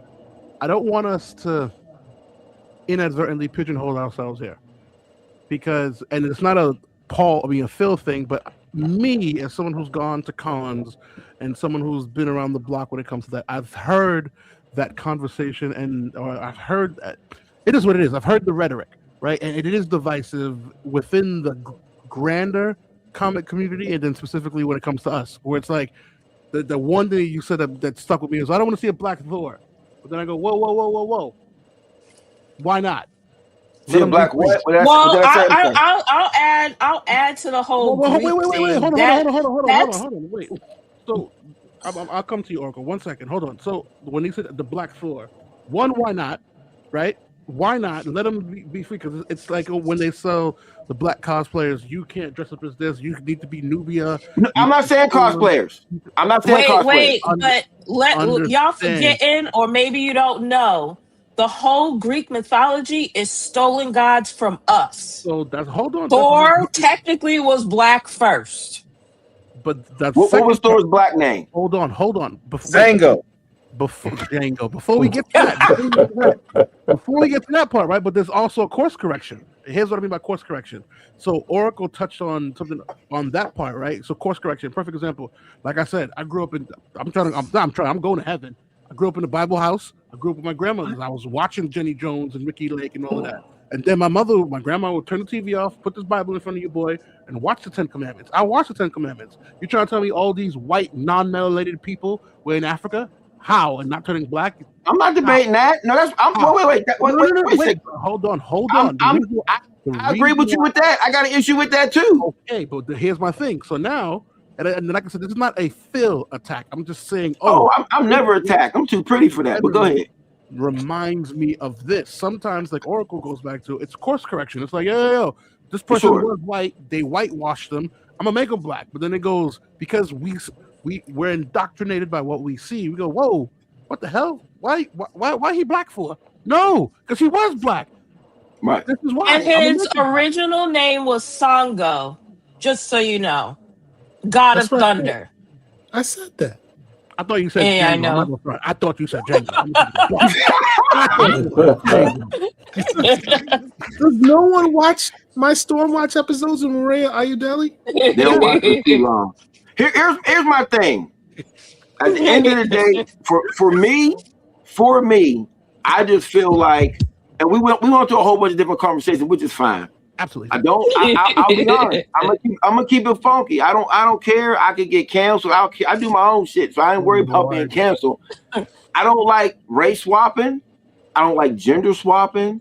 I don't like none of it. I don't like it. I feel like a lot of times and I'm gonna tell you what Marvel has done, and this may jam me up with Marvel. I don't care. Jam me up. What a lot of these people have done. I'm gonna be honest with you. I think at one point they was trying to do representation, but now I think it's to the point where they know that the controversy causes all of these particular conversations and all this stuff on the internet, right? So it's like, so you mean to tell me right now, like I remember when She-Hulk was out, right? I thought She-Hulk was cool, but you know what? If you look at all the promos and the ads, it spent more time talking about why people don't like it versus why people should like it. And to me, I think like that's just a weird Hulk. But I'm saying, but that to me, that's just a weird way of going about things. And I just feel like I don't, because here's the thing. If they make T'Challa white for whatever reason or make Shuri white, we gonna call the NAACP and we gonna burn stuff down. And then we gonna say we can't have nothing. We can't do this. But then we get mad. Then we get mad. I mean, for me, it's getting late. All I'm saying is I don't like It's it. the next day. I've never been a part of it. Well, listen, it is what it is. We always go over it. So it is what it is. For sure. 10 seconds. Boys and girls, disclaimer. So Phil earlier during the show alluded to a BCL After Dark. What you are currently seeing is the BCL After Dark conversations that we have. It is. I thought it was off there. My bad. Without all the swearing. 1,000%. We will bring this to you, and I'm giving you a disclaimer. It will be behind a paywall. Full transparency. It's not. Don't phrase it like that. It is content for our loyal subscribers. When I say paywall, it'll be behind a Patreon. It will be for our premium subscribers. We will absolutely make sure that. Listen. Now that being said, will the conversation be dropped to everyone? Eventually, but if you want to get it in its raw, purest form, you need to be a Paul, what's the verbiage? A founder, paid subscriber? A paid subscriber. This dude said a founder. Yeah, man. A loyal subscriber. Paid subscriber. I will take that burden where. Remember, you go to church and they're like, listen, money. I'll talk about that. Paid subscriber, yes. Greenbacks, the dollar bills, absolutely. 100%. Hey, one last thing. Really It's never quick. one last thing. Keep going. It is this time because it's getting late. Brother Smith, It's the next day. If you need some dope art, make sure you holler at the man. He'll hit him in the DMs, Instagram, Facebook, dibbity dap, all that. The brother will take care of you, man. He'll get it to you, and y'all work out whatever y'all got to work out. We got the Thursday joint with Angel and Friends. That was not me. That was not me. He got cut off. It's the Timu. That was the Timu mic. That was his Timu computer. It's the Timu mic. That brother got to pay for his internet. It was not me. It was not me. I just need y'all to know this is what happens when you shop at Timu. When you drive in. Uko, you realize he mentioned you in the same sentence as Jackie Ormez and Mark Baker. I mean, you know what? I mean, it was too much. But now Uko's art is dope. Reach out to the man if you need some commissions. Drop the BCL name if you need, and you'll get a 1% discount fee on the commission. Absolutely 1%, which will probably cover nothing. Can you promise BCL members a 1% discount, Uko? Absolutely. I'll promise BCL members a 1% next. Okay. Get something at OAX next weekend. Woo! There you go. Listen, that 1% will come in. That 1% will come in handy. Like, yo, you got $1? Don't worry about it. 1% discount. I got you. All right, boys and girls. Listen, we could be here all night. Paul, Not trying to be. Well, listen, we've done it before. Paul, our fearless leader.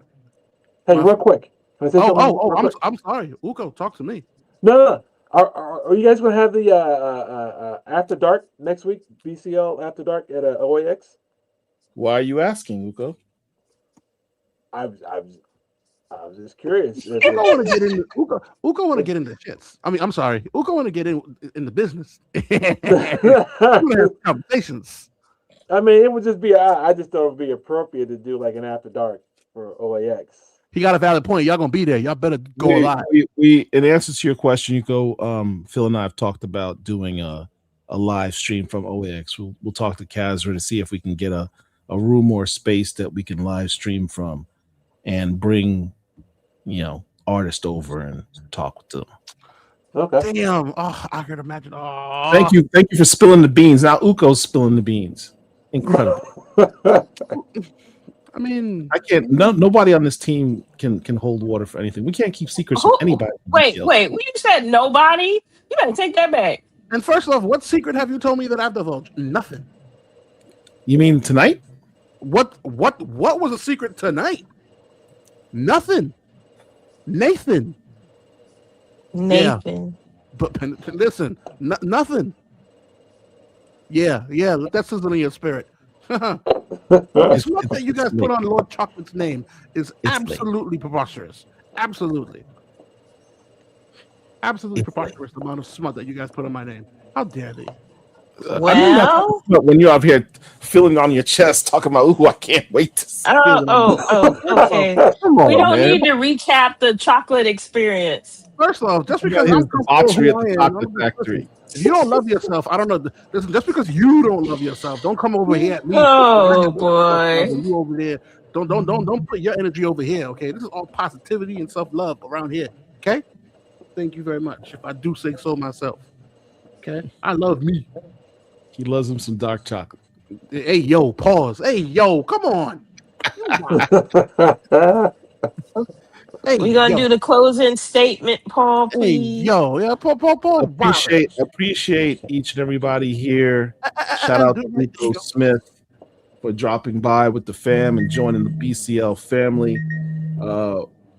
OAX is next week. If you're gonna be in the area, hit us up. We might have a ticket for you. If you're gonna be in Orlando, we have a very special show tomorrow night. Angels is bringing the heat with Mr. Carl Lumley. Hope every one of you tune in. Most of our shows are at 9:00. Tomorrow night is going to be 6 p.m. Eastern Standard Time. So make sure you get the time right. 6 p.m. Eastern Standard Time, right here on Black Comic Lords. All right? So hit the like button, subscribe to the channel. Thank you for helping us to reach 5,200 subscribers. Appreciate that. We want to try and double that sometime soon. Uko, I'll see you next week. I already got my commission in my head. You inspired a thought that's going to make everybody jealous. I appreciate that. Black Comic, thank you. we got you.